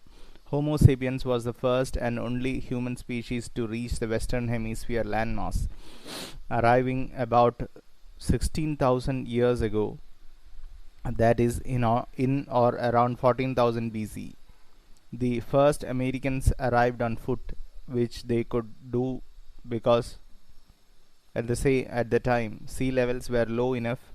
The land bridge connected northeastern Siberia with northwestern Alaska. Not that it was easy, the journey was an arduous one, perhaps harder than the sea passage to Australia. To make the crossing, sapiens first had to learn how to withstand the extreme Arctic conditions of northern Siberia, an area on which the sun never shines in winter and where temperatures can drop to minus 50 degrees Celsius. No previous human species had managed to penetrate places like northern Siberia. Even the cold adapted Neanderthals restricted themselves to relatively warmer regions further south. But Homo sapiens, whose body was adapted to living in the African savanna rather than in the lands of snow and ice, devised ingenious solutions. When roaming bands of sapiens foragers migrated into colder climates, they learned to make snowshoes and effective thermal clothing composed of layers of furs and skins sewn together tightly with the help of needles. They developed new weapons and sophisticated hunting techniques that enabled them to track and kill mammoths and the other big game of the far north. As their thermal clothing and hunting techniques improved, sapiens dared to venture deeper and deeper into the frozen regions. And as they moved north, their clothes, hunting strategies, and other survival skills continued to improve. But why did they bother? Question mark. Why banish oneself to Siberia by choice? Question mark. Perhaps some bands were driven north by wars, demographic pressures, or natural disasters. Others might have been lured northwards by more positive reasons, such as animal protein. The Arctic lands were full of large, juicy animals such as reindeer and mammoths. Every mammoth was a source of vast quantity of meat, which, given the frosty temperatures, could even be frozen for later use. Tasty fat, warm fur, and valuable ivory. As the findings from Sungir testify, mammoth hunters did not just survive in the frozen north; they thrived. As time passed, the bands spread far and wide, pursuing mammoths, mastodons, rhinoceroses, and reindeer. Around 14,000 BC, the chase took some of them from northeastern Siberia to Alaska. Of course, they did not know they discovered they were discovering a new world. For mammoth and man alike, Alaska was a mere extension of Siberia. At first, glaciers blocked the way from Alaska to the rest of America, allowing no more than perhaps a few isolated pioneers to investigate the lands further south. However, around 12,000 BC, global warming melted the ice and opened an easier passage. Making use of the new corridor, people moved south en masse. spreading over the entire continent. Though originally adapted to hunting large game in the Arctic, they soon adjusted to an amazing variety of climates and ecosystems. Descendants of the Siberians settled the thick forests of the eastern United States, the swamps of the Mississippi Delta, the deserts of Mexico, and steaming jungles of Central America. Some made their homes in the river world of the Amazon basin. Others struck roots in Andean mountain valleys or the open pampas of Argentina, and all this happened in a mere millennium or two. By 10,000 BC, humans already inhabited the most southern point in America, the island of Tierra del Fuego at the continent's southern tip. A human blitzkrieg across America testifies to the incomparable ingenuity and the unsurpassed adaptability of Homo sapiens. No other animal had ever moved into such a huge variety of radically different habitats so quickly everywhere using virtually the same genes. The settling of America was hardly bloodless. It left behind a long trail of victims. American fauna 14,000 years ago was far richer than it is today. When the first Americans marched south from Alaska into the plains of Canada and the western United States, they encountered mammoths and mastodons, rodents the size of bears, herds of horses and camels, oversized lions, and dozens of large species, the likes of which are completely unknown today. Among them, fearsome saber-toothed cats and giant ground sloths that weighed up to 8 tons and reached a height of 6 meters. South America hosted an even more exotic menagerie of large mammals, reptiles, and birds. The Americas were a great laboratory of evolutionary experimentation, a place where animals and plants unknown in Africa and Asia had evolved and thrived. But no longer. Within 2000 years of the sapiens' arrival, most of these unique species were gone. According to current estimates, within that short interval, North America lost 34 out of its 47 genera of large mammals. South America lost 50 out of 60. The saber-toothed cats, after flourishing for more than 30 million years, disappeared, and so did the giant ground sloths, the oversized lions, Native American horses, Native American camels, the giant rodents, and the mammoths. Thousands of species of smaller mammals, reptiles, birds, and even insects and parasites also became extinct. When the mammoths died out, all species of mammoth ticks followed them to oblivion. For decades, paleontologists and zoo archaeologists, people who search for and study animal remains, have been combing the plains and mountains of the Americas in search of the fossilized bones of ancient camels and the petrified feces of giant ground sloths. When they find what they seek, the treasures are carefully packed up and sent to laboratories where every bone and every coprolite, the technical name for fossilized turds, is meticulously studied and dated.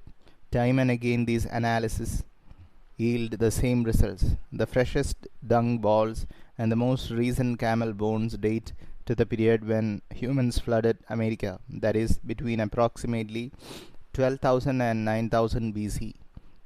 Only in one area have scientists discovered younger dung balls.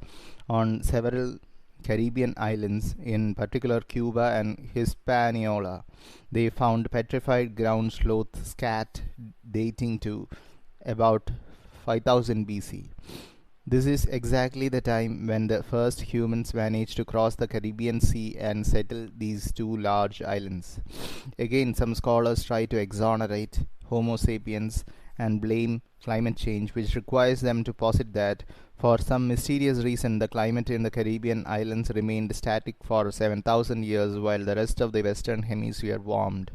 But in America, the dung ball cannot be dodged. We are the culprits. There is no way around that truth. Even if climate change abated us, the human contribution was decisive. Picture 10. Reconstructions of two giant ground sloths, Megatherium, and behind them two giant armadillos, Glyptodon. Now extinct giant armadillos measured over 3 meters in length and weighed up to 2 tons, whereas giant ground sloths reached heights of up to 6 meters and weighed up to 8 tons. Noah's Ark. If we combine the mass extinctions in Australia and America and add the smaller scale extinctions that took place as Homo sapiens spread over Afro-Asia, such as the extinction of all other human species and the extinctions that occurred when ancient foragers settled remote islands such as Cuba, the inevitable conclusion is that the first wave of sapiens colonization was one of the biggest and swiftest ecological disasters to befall the animal kingdom. Hardest hit were the large furry creatures. At the time of the cognitive revolution, the planet was home to about 200 genera of large terrestrial mammals weighing over 50 kilograms. At the time of the agricultural revolution, only about 100 remained. Homo sapiens drove to extinction about half of the planet's big beasts long before humans invented the wheel, writing or iron tools. This ecological tragedy was restaged in miniature countless times after the agricultural revolution. The archaeological record of island after island tells the same sad story. The tragedy opens with a scene showing a rich and varied population of large animals without any trace of humans. In scene 2, sapiens appear, evidenced by a human bone, a spear point, or perhaps a potsherd. Scene 3 quickly follows, in which men and women occupy center stage and most large animals, along with many smaller ones, are gone. The large island of Madagascar, about 400 kilometers east of the African mainland, offers a famous example. Through millions of years of isolation, a unique collection of animals evolved there. These included the elephant bird, a flightless creature 3 meters tall and weighing almost half a ton, the largest bird in the world, and the giant lemurs, the globe's largest primates. The elephant birds and the giant lemurs, along with most of the other large animals of Madagascar, suddenly vanished about 1500 years ago, precisely when the first humans set foot on the island. In the Pacific Ocean, the main wave of extinction began in about 1500 BC when Polynesian farmers settled the Solomon Islands, Fiji, and New Caledonia. They killed off directly or indirectly hundreds of species of birds, insects, snails, and other local inhabitants.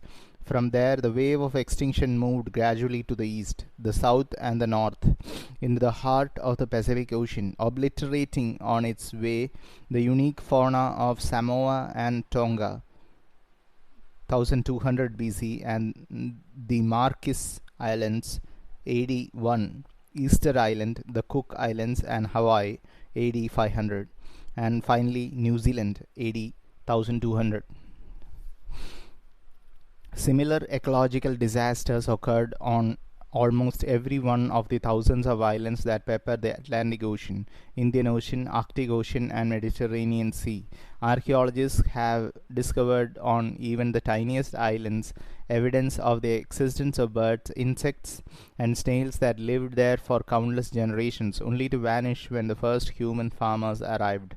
None but a few extremely remote islands escaped man's notice until the modern age, and these islands kept their fauna intact. The Galapagos Islands, to give one famous example, remained uninhabited by humans until the 19th century, thus preserving their unique menagerie, including their giant tortoises, which, like the ancient diprotodons, show no fear of humans.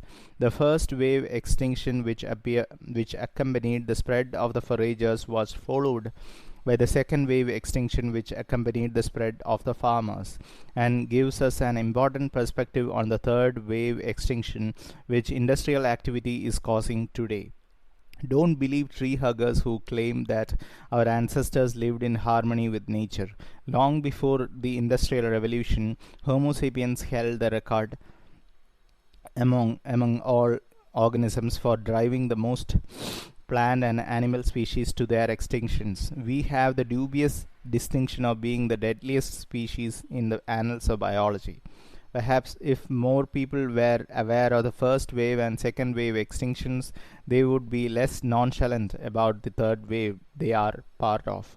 If we knew how many species we have already eradicated, we might be more motivated to protest those that still survive. This is especially relevant to the large animals of the oceans.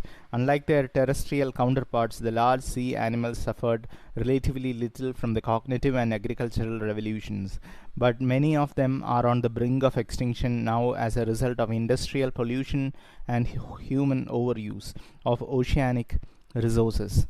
If things continue at the present pace, it is likely that whales, sharks, tuna, and dolphins will follow the diprotodons, ground sloths, and mammoths to oblivion. Among all the world's large creatures, the only survivors of the human flood will be humans themselves and the farmyard animals that serve as galley slaves in Noah's Ark. Part 2: The Agricultural Revolution. Picture 2: A wall painting from an Egyptian grave dated to about 3500 years ago depicting typical agricultural scenes.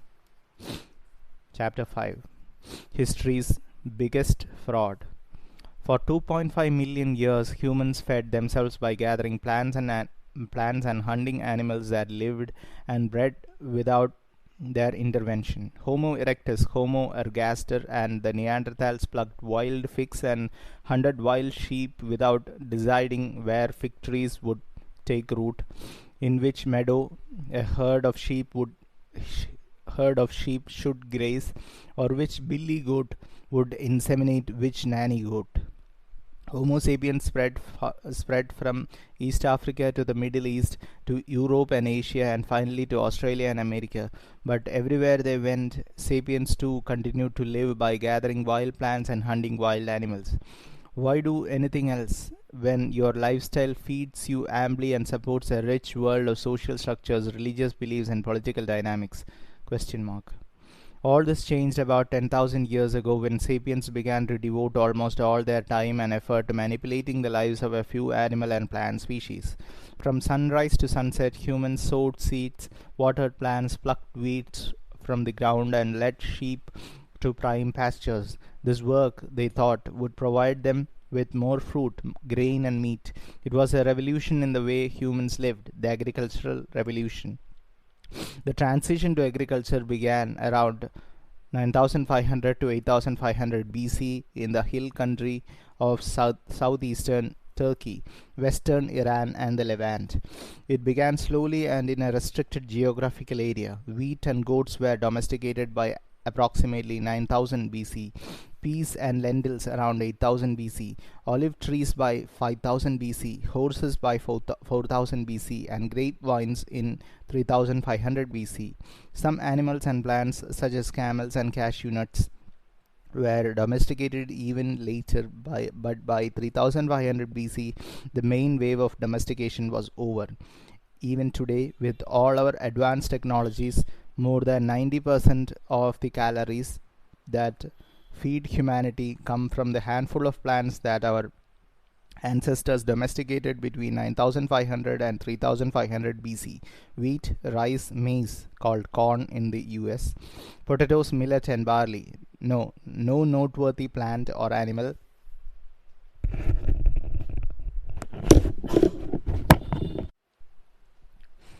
has been domesticated in the last 2000 years. If our minds are those of hunter-gatherers, our cuisine is that of ancient farmers. Scholars once believed that agriculture spread from a single Middle Eastern point of origin to the four corners of the world. Today, scholars agree that agriculture sprang up in other parts of the world, not by the action of Middle Eastern farmers exporting their revolution, but entirely independently. People in Central America domesticated maize and beans without knowing anything about wheat and pea cultivation in the Middle East. South Americans learned how to raise potatoes and llamas, unaware of what was going on in either Mexico or the Levant. China's first revolutionaries domesticated rice, millets, and pigs. North America's first gardeners were those who got tired of combing the undergrowth for edible gourds and decided to cultivate pumpkins. New Guineans tamed sugarcane and bananas, while the first West African farmers made African millet. African rice, sorghum, and wheat conform to their needs. From these initial focal points, agriculture spread far and wide. By the 1st century AD, the vast majority of people throughout most of the world were agriculturalists. Why did agricultural revolutions erupt in the Middle East, China, and Central America, but not in Australia, Alaska, or South Africa? Question mark. The reason is simple. Most species of plants and animals can't be domesticated. Sapiens could dig up delicious truffles and hunt down woolly mammoths, but domesticating either species was out of the question. The fungi were far too elusive, the giant beasts too ferocious. Of the thousands of species that our ancestors hunted and gathered, only a few were suitable candidates for farming and herding. Those few species lived in particular places, and those are the places where agricultural revolutions occurred. Picture 2. Picture Map 2. Locations and dates of agricultural revolutions. The data is contentious and the map is constantly being redrawn to incorporate the latest archaeological discoveries. Areas in which independent agricultural revolutions happened, areas in which independent agricultural revolutions might have happened. Scholars once proclaimed that the agricultural revolution was a great leap forward for humanity. They told a tale of progress fueled by human brain power. Evolution gradually produced ever more intelligent people. Eventually, people were so smart that they were able to decipher nature's secrets, enabling them to tame sheep and cultivate wheat. As soon as this happened, they cheerfully abandoned the grueling, dangerous, and often Spartan life of hunter-gatherers, settling down to enjoy the pleasant, satiated life of farmers. That tale is a fantasy. There is no evidence that people became more intelligent with time. Foragers knew the secrets of nature long before the agricultural revolution, since their survival depended on an intimate knowledge of the animals they hunted and the plants they gathered. Rather than heralding a new era of easy living, the agricultural revolution left farmers with lives generally more difficult and less satisfying than those of foragers. Hunter gatherers spent their time in more stimulating and varied ways and were less in danger of starvation and disease. The agricultural revolution certainly enlarged the sum total of food at the disposal of humankind, but the extra food did not translate into a better diet or more leisure. Rather, it translated into population explosions and pampered elites. The the average farmer worked harder than the average forager and got a worse diet in return. The agricultural revolution was history's biggest fraud. Who was responsible? Question mark. Neither kings nor priests nor merchants. The culprits were a handful of plant species, including wheat, rice, and potatoes. These plants domesticated Homo sapiens rather than vice versa. Think for a moment about the agricultural revolution from the viewpoint of wheat. 10,000 years ago, wheat was just a wild grass, one of many confined to a small range in the Middle East. Suddenly, within just a few short millennia, it was growing all over the world. According to the basic evolutionary criteria of survival and reproduction, wheat has become one of the most successful plants in the history of the earth. In areas such as the Great Plains of North America, where not a single wheat stalk grew 10,000 years ago, you can today walk for hundreds upon hundreds of kilometers without encountering any other plant. Worldwide, wheat covers about 2.25 million square kilometers of the globe's surface, almost 10 times the size of Britain. How did this grass turn from insignificant to ubiquitous? Question mark. Wheat did it by manipulating Homo sapiens to its advantage. This ape had been living a fairly comfortable life hunting and gathering until about 10,000 years ago, but then began to invest more and more effort in cultivating wheat. Within a couple of millennia, humans in many parts of the world were doing little from dawn to dusk other than taking care of wheat plants. It was not easy. Wheat demanded a lot of them. Wheat did not like rocks and pebbles, so sapiens broke their backs clearing fields. Wheat didn't like sharing its space, water, and nutrients with other plants, so men and women labored long days weeding under the scorching sun. Wheat got sick, so sapiens had to keep a watch out for worms and blight. Wheat was attacked by rabbits and locust swarms, so the farmers built fences and stood guard over the fields. Wheat was thirsty, so humans dug irrigation canals or lugged heavy buckets from the well to water it. Its hunger even impelled sapiens to collect animal feces to nourish the ground in which wheat grew. The body of Homo sapiens had not evolved for such tasks.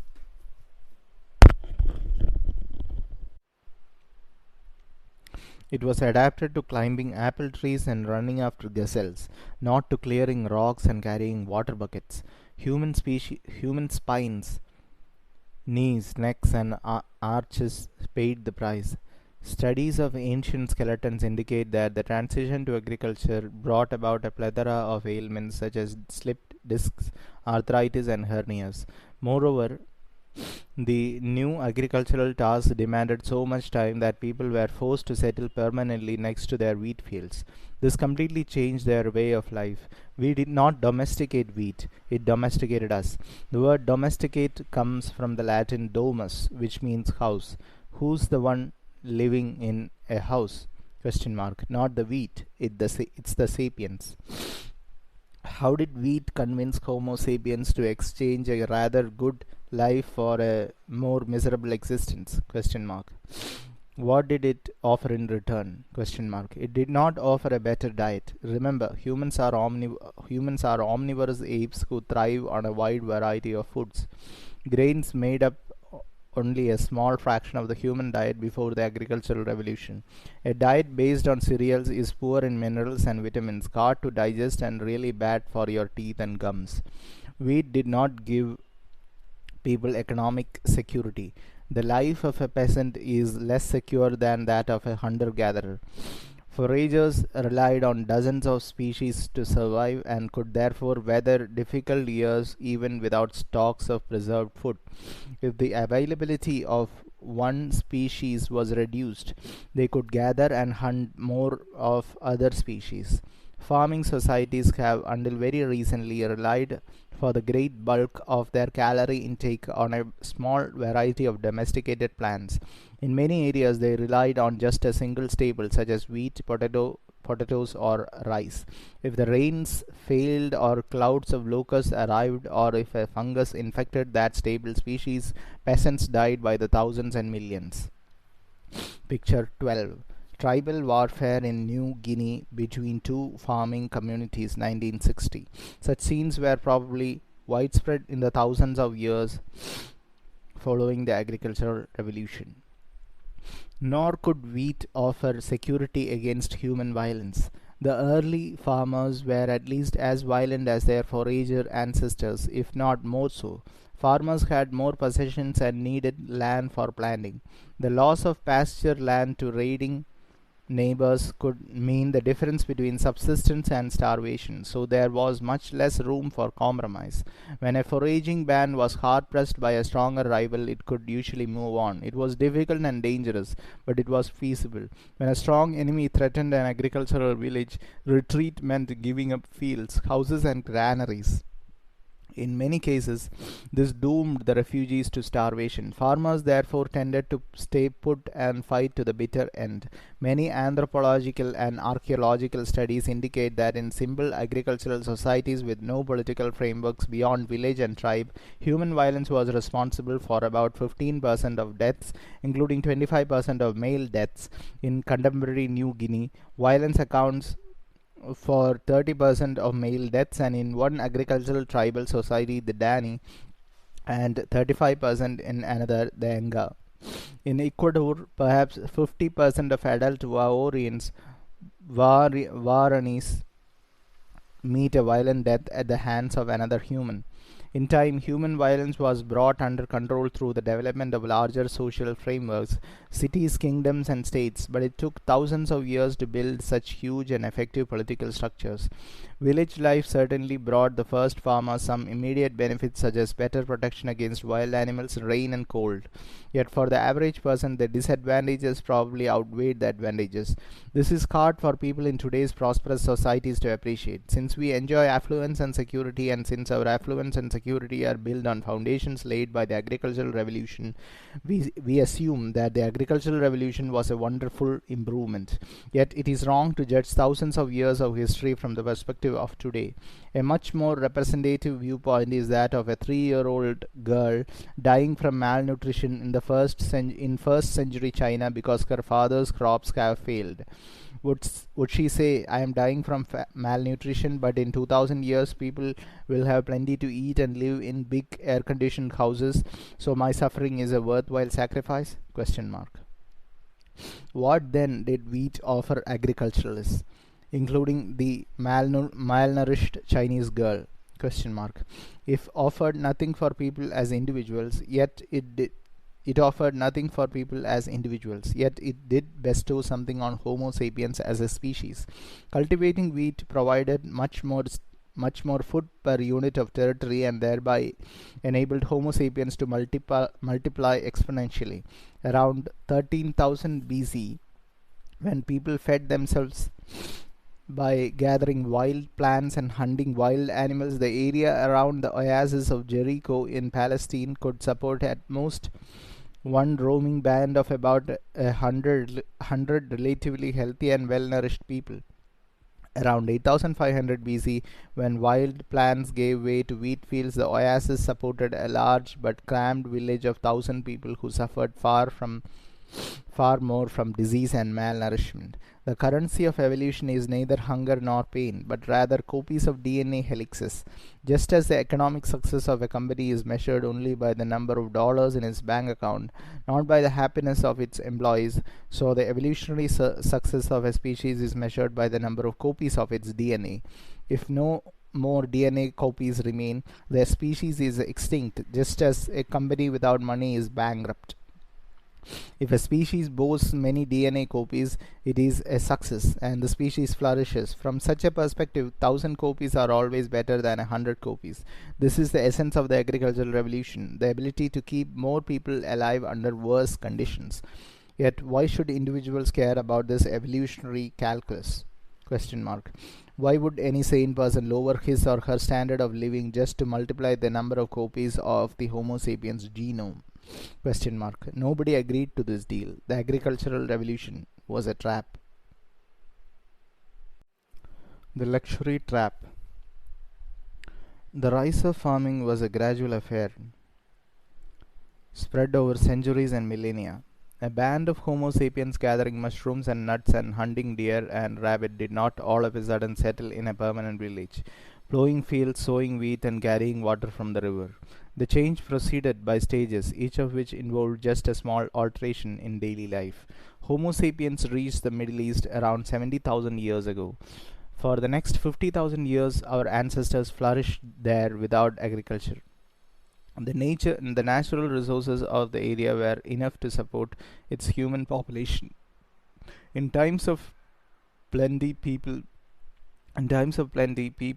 had a few more children, and in times of need, a few less. Humans, like many mammals, have hormonal and genetic mechanisms that help control procreation. In good times, females reach puberty earlier and their chances of getting pregnant are a bit higher. In bad times, puberty is late and fertility decreases. To these natural population controls were added cultural mechanisms. Babies and small children who move slowly and demand much attention were a burden on nomadic foragers. People tried to space their children 3 to 4 years apart.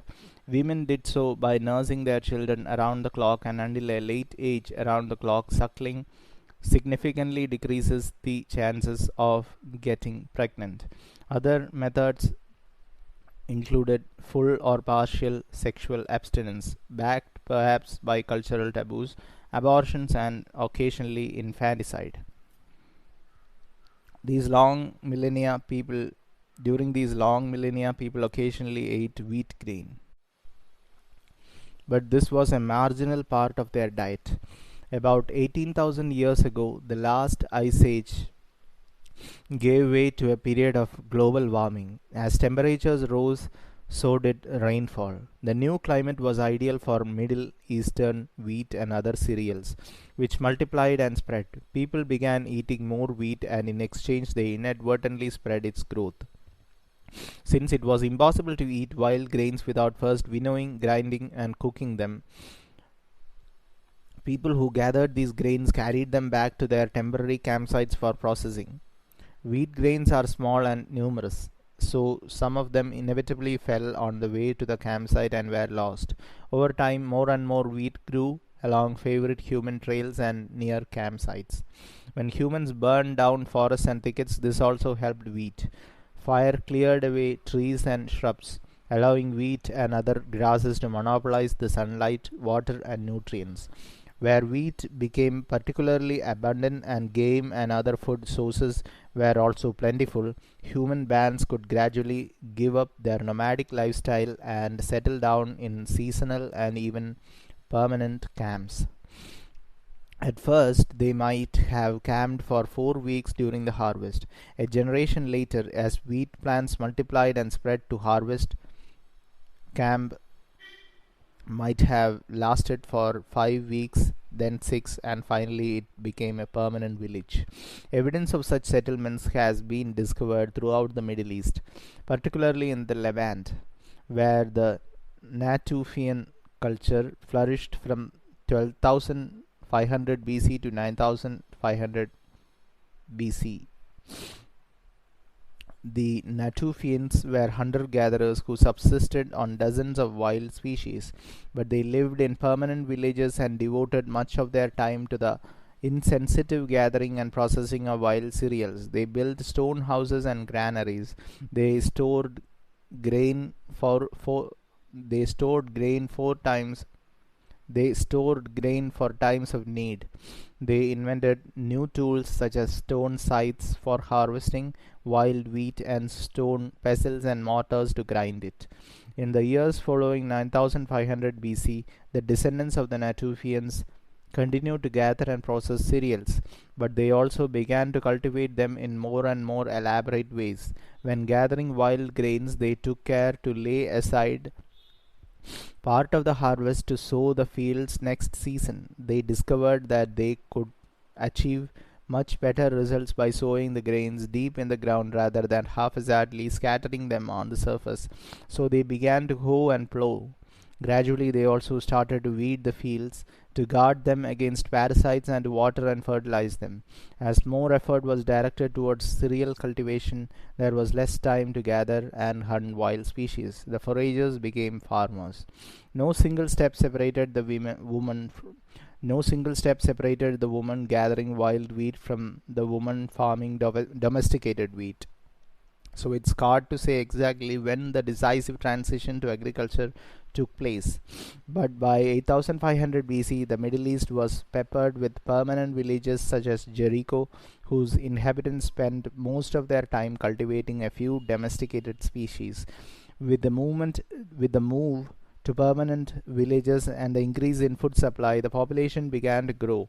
Giving up the nomadic lifestyle enabled women to have a child every year. Babies were weaned at an earlier age. They could be fed on forage and gruel. The extra hands were sorely needed in the fields, but the extra mouths quickly wiped out the food surpluses, so even more fields had to be planted. As people began living in disease-ridden settlements such as disease-ridden settlement as children fed more on cereals and less on mother's milk, and as each child competed for his or her porridge with more and more siblings, child mortality soared. In most agricultural societies, at least one out of every three children died before reaching 20, yet the increase in births still outpaced the increase in deaths. Humans kept having larger numbers of children. With time, the wheat bargain became more and more burdensome. Children died in droves, and Adults ate bread by the sweat of their brows. The average person in Jericho of 8500 BC lived a harder life than the average person in Jericho of 9500 BC or 13,000 BC. But nobody realized what was happening. Every generation continued to live like the previous generation, making only small improvements here and there in the way things were done. Paradoxically, a series of improvements, each of which was meant to make life easier, added up to a millstone around the necks of these farmers.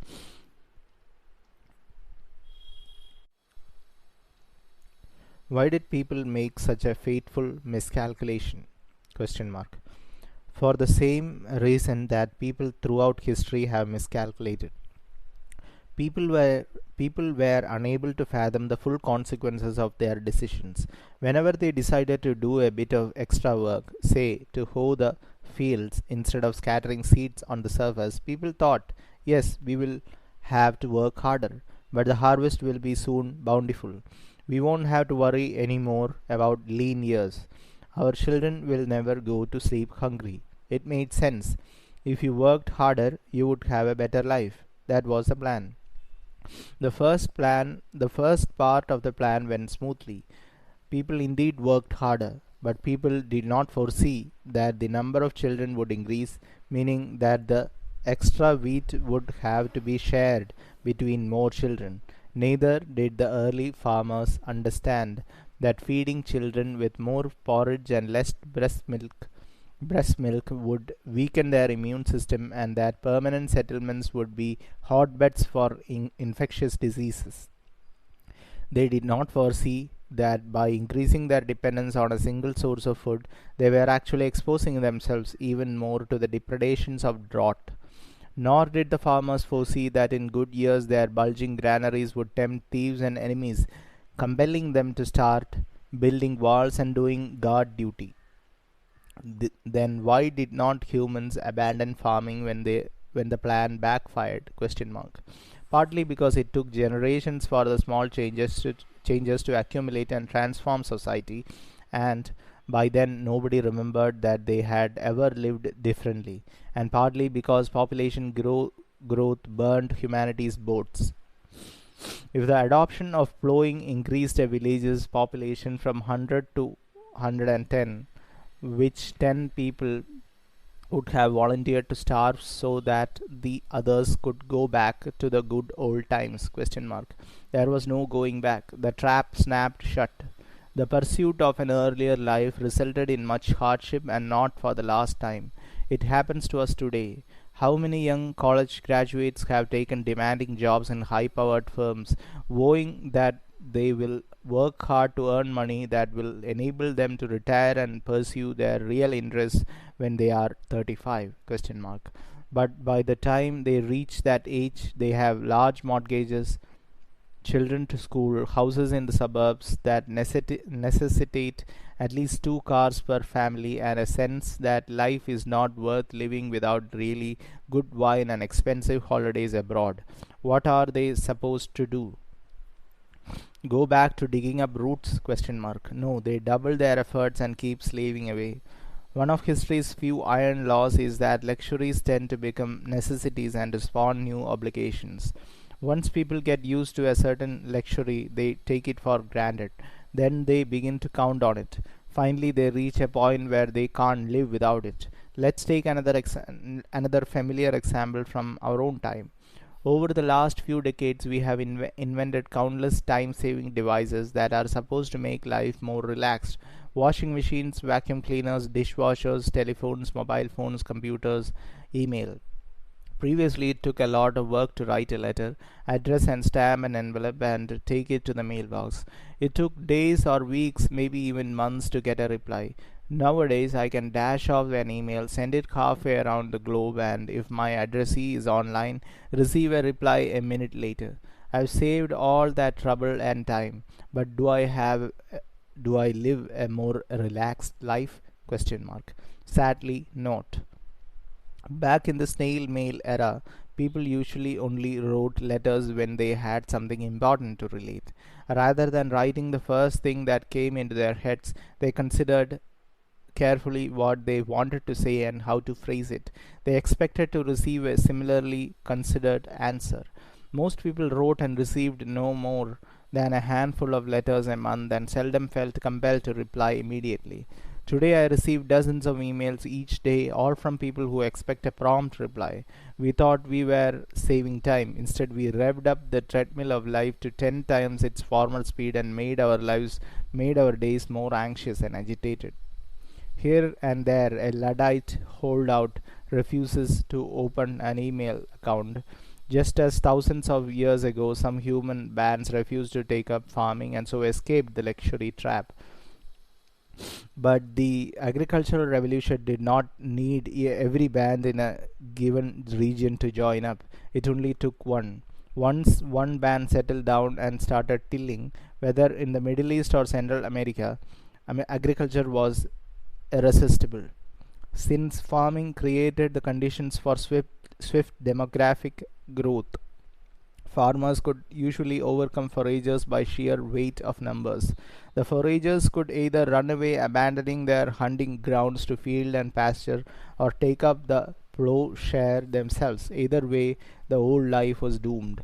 The story of the luxury trap carries with it an important lesson. Humanity's search for an easier life released immense forces of change that transformed the world in ways nobody envisioned or wanted. Nobody plotted the agricultural revolution or, or sought human dependence on cereal cultivation. A series of trivial decisions aimed mostly at filling a few stomachs and gaining a little security had the cumulative effect of forcing ancient foragers to spend their days carrying water buckets under a scorching sun. Divine intervention. The above scenario explains the agricultural revolution as a miscalculation. It's very plausible. History is full of far more idiotic miscalculations. But there is another possibility. Maybe it wasn't the search for an easier life that brought about the transformation. Maybe sapiens had other aspirations and were consciously willing to make their lives harder in order to achieve them. Scientists usually seek to attribute historical developments to cold economic and demographic factors. It sits better with their rational and mathematical methods. In the case of modern history, scholars cannot avoid taking into account non material factors such as ideology and culture. The written evidence forces their hand. We have enough documents, letters, and memoirs to prove that the Second World War was not caused by food shortages or demographic pressures, but we have no documents from the Natufian culture. So, when dealing with ancient periods, the materialist school reigns supreme. It is difficult to prove that pre literate people were motivated by faith rather than economic necessity. Yet, in some rare cases, we are lucky enough to find telltale clues. In 1995, archaeologists began to excavate a site in southeast Turkey called Göbekli Tepe. In the oldest stratum, they discovered no signs of a settlement, houses, or daily activities. They did, however, find monumental pillared structures decorated with spectacular engravings. Each stone pillar weighed up to 7 tons and reached a height of 5 meters. In a nearby quarry, they found a half chiseled pillar weighing 50 tons. Although they uncovered more than 10 monumental structures, the largest of them nearly 30 meters across. Archaeologists are familiar with such monumental structures from sites around the world. The best known example is Stonehenge in Britain. Yet, as they studied Göbekli Tepe, they discovered an amazing fact. Stonehenge dates to 2500 BC and was built by a developed agricultural society. The structures at Göbekli Tepe are dated to about 9500 BC, and all available evidence indicates that they were built by hunter gatherers. The archaeological community initially found it difficult to credit these findings, but one test after another confirmed both the early date of the structures and the pre agricultural society of their builders. The capabilities of ancient foragers and the complexity of their cultures seem to be far more impressive than was previously suspected. Why would a foraging society build such structures? Question mark. They had no obvious They had no obvious utilitarian purpose. They were neither mammoth slaughterhouses nor places to shelter from rain or hide from lions. That leaves us with the theory that they were built for some mysterious cultural purpose that archaeologists have a hard time deciphering. Whatever it was, the foragers thought it worth a huge amount of effort and time. The only way to build Göbekli Tepe was for thousands of foragers belonging to different bands and tribes to cooperate over an extended period of time. Only a sophisticated religious and ideological system could sustain such efforts. Göbekli Tepe held another sensational secret. For many years, geneticists have been tracing the origin of domesticated wheat. Recent discoveries indicate that at least one domesticated variant, in corn wheat, originated in the Kadak Hills, about 30 kilometers from Göbekli Tepe. This can hardly be a coincidence. It's likely that the cultural center of Göbekli Tepe was somehow connected to the initial domestication of wheat by humankind and of humankind by wheat. In order to feed the people who built and used the monumental structures, particularly large quantities of food were required. It may well be that foragers switched from gathering wild wheat to intense wheat cultivation, not to increase their normal food supply, but rather to support the building and running of a temple. In the conventional picture, pioneers first built a village, and when it prospered, they set up a temple in the middle. But Göbekli Tepe suggests that the temple may have been built first and that a village later grew up around it. Picture 13. Opposite.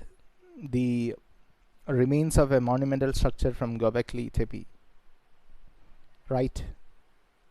One of the decorated stone pillars about 5 meters high. Victims of the revolution. The Faustian bargain between humans and grains was not the only deal our species made.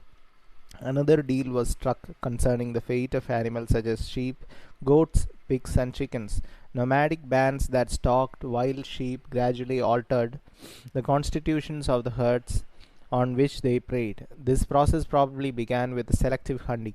Humans learned that it was to their advantage to hunt only adult rams and old or sick sheep.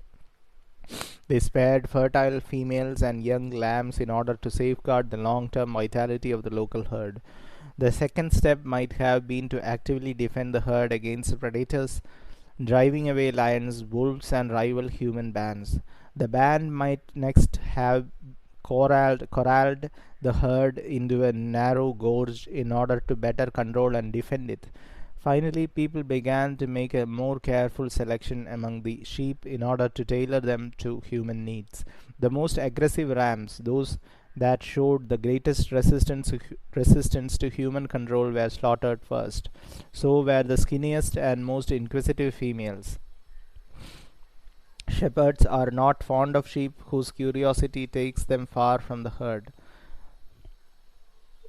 With each passing generation, the sheep became fatter, more submissive, and less curious. Voila! Mary had a little lamb, and everywhere that Mary went, the lamb was sure to go. Alternatively, hunters may have caught and adopted a lamb, fattening it during the months of plenty and slaughtering it in the leaner season. At some stage, they began keeping a greater number of such lambs. Some of these reached puberty and began to procreate. The most aggressive and unruly lambs were first to the slaughter. The most submissive, most appealing lambs were allowed to live longer and procreate. The result was a herd of domesticated and submissive sheep. Such domesticated animals, sheep, chickens, donkeys, and others, supplied food, meat, milk, eggs, raw materials, skins, wool, and muscle power. Transportation, plowing, grinding, and other tasks hitherto performed by human sinew were increasingly carried out by animals. In most farming societies, people focused on plant cultivation. Raising animals was a secondary activity, but a new kind of society also appeared in some places, based primarily on the exploitation of animals, tribes of pastoralist herders. As humans spread around the world, so did their domesticated animals. 10,000 years ago, not more than a few million sheep, cattle, goats, boars, and chickens lived in restricted Afro-Asian niches. Today, the world contains about a billion sheep, a billion pigs, more than a billion cattle, and more than 25 billion chickens, and they are all over the globe. The domesticated chicken is the most widespread fowl ever. Following Homo sapiens, domesticated cattle, pigs, and sheep are the second, third, and fourth most widespread large mammals in the world.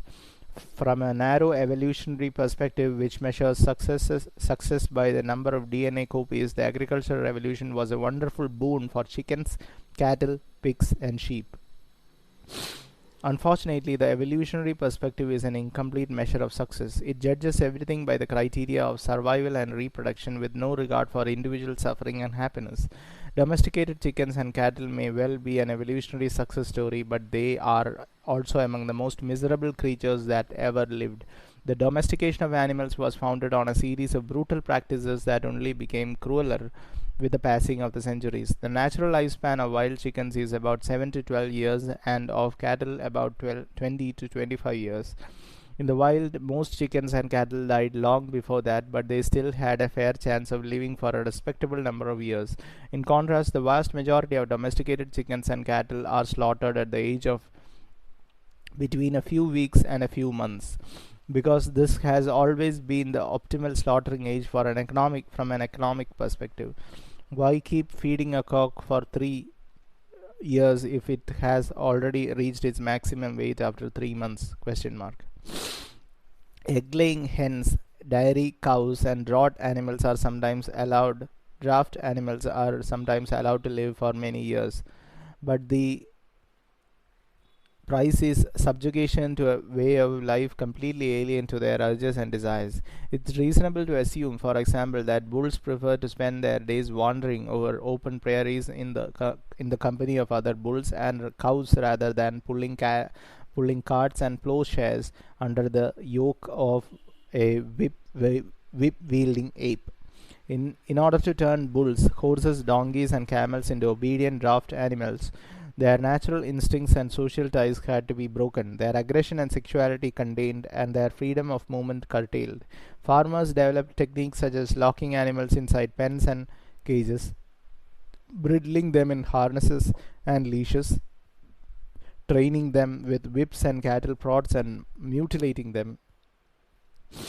The process of taming almost always involves the castration of males. This restrains male aggression and enables humans selectively to control the herd's procreation. In many New Guinean societies, the wealth of a person has traditionally been determined by the number of pigs he or she owns. To ensure that the pigs can't run away, farmers in northern New Guinea slice off a chunk of each pig's nose. This causes severe pain whenever the pig tries to sniff, since the pigs cannot find food or even find their way around without sniffing. This mutilation makes them completely dependent on their human owners. In another area of New Guinea, it has been customary to gouge out pigs' eyes so that they cannot even see where they are going. Picture 14. A painting from an Egyptian grave circa 1200 BC. A pair of oxen plowing a field. In the wild, cattle roamed as they pleased in herds with a complex social structure. The castrated and domesticated ox wasted away his life under the lash and in a narrow pen, laboring alone or in pairs in a way that suited neither its body nor its social and emotional needs. When an ox could no longer pull the plow, it was slaughtered. Note the hunched position of the Egyptian farmer who, much like the ox, spent his life in hard labor oppressive to his body, his mind, and his social relationships. The dairy industry has its own ways of forcing animals to do its will. Cows, goats, and sheep produce milk only after giving birth to calves, kids, and lambs, and only as long as the youngsters are suckling. To continue a supply of animal milk, a farmer needs to have calves kids or lambs for suckling, but must prevent them from monopolizing the milk. One common method throughout history was to simply slaughter the cows and kids shortly after birth, milk the mother for all she was worth, and then get her pregnant again. This is still a very widespread technique. In many modern dairy farms, a milk cow usually lives for about 5 years before being slaughtered. During these 5 years, she is almost constantly pregnant and is fertilized within 60 to 120 days after giving birth in order to preserve maximum milk production. Her calves are separated from her shortly after birth. The females are reared to become the next generation of dairy cows, whereas the males are handed over to the care of the meat industry. Another method is to keep the calves and kids near their mothers, but prevent them by various stratagems from suckling too much milk. The simplest way to do that is to allow the kid or calf to start suckling, but drive it away once the milk starts flowing. This method usually encounters resistance from both kid and mother. Some shepherd tribes used to kill the offspring, eat its flesh, and then stuff the skin.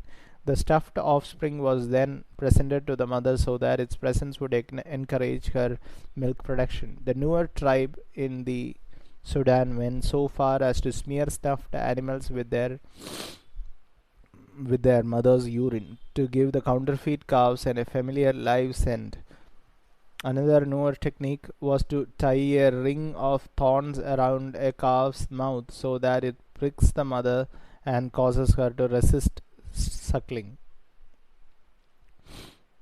Tuareg camel breeders in the Sahara used to puncture or cut off parts of the nose and upper lip of young camels in order to make suckling painful, thereby discouraging them from consuming too much milk. Not all agricultural societies were this cruel to their farm animals. The lives of some domesticated animals could be quite good. Sheep raised for wool, pet dogs and cats, war horses and race horses often enjoyed comfortable conditions. The Roman Emperor Caligula allegedly planned to appoint his favorite horse Incitatus to the consulship. Shepherds and farmers throughout history showed affection for their animals and have taken great care of them. Just as many slaveholders felt affection and concern for their slaves, it was no accident that kings and prophets styled themselves as shepherds and likened the way they and the gods cared for their people to a shepherd's care for his flock.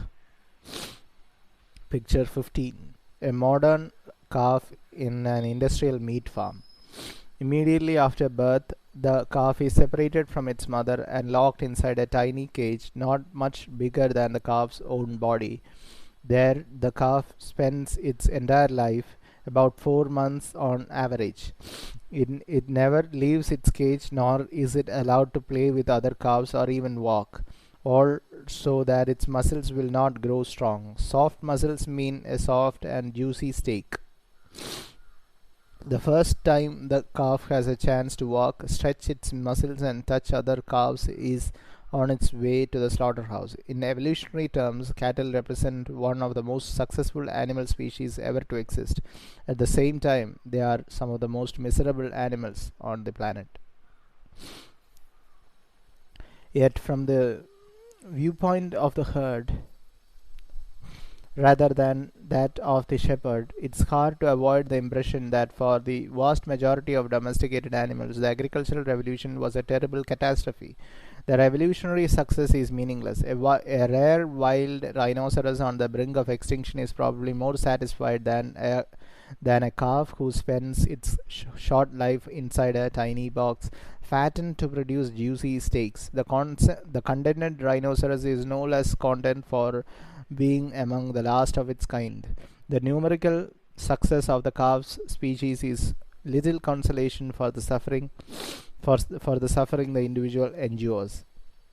This discrepancy between evolutionary success and individual suffering is perhaps the most important lesson we can draw from the agricultural revolution. When we study the narrative of plants such as wheat and maize, maybe the purely evolutionary perspective makes sense.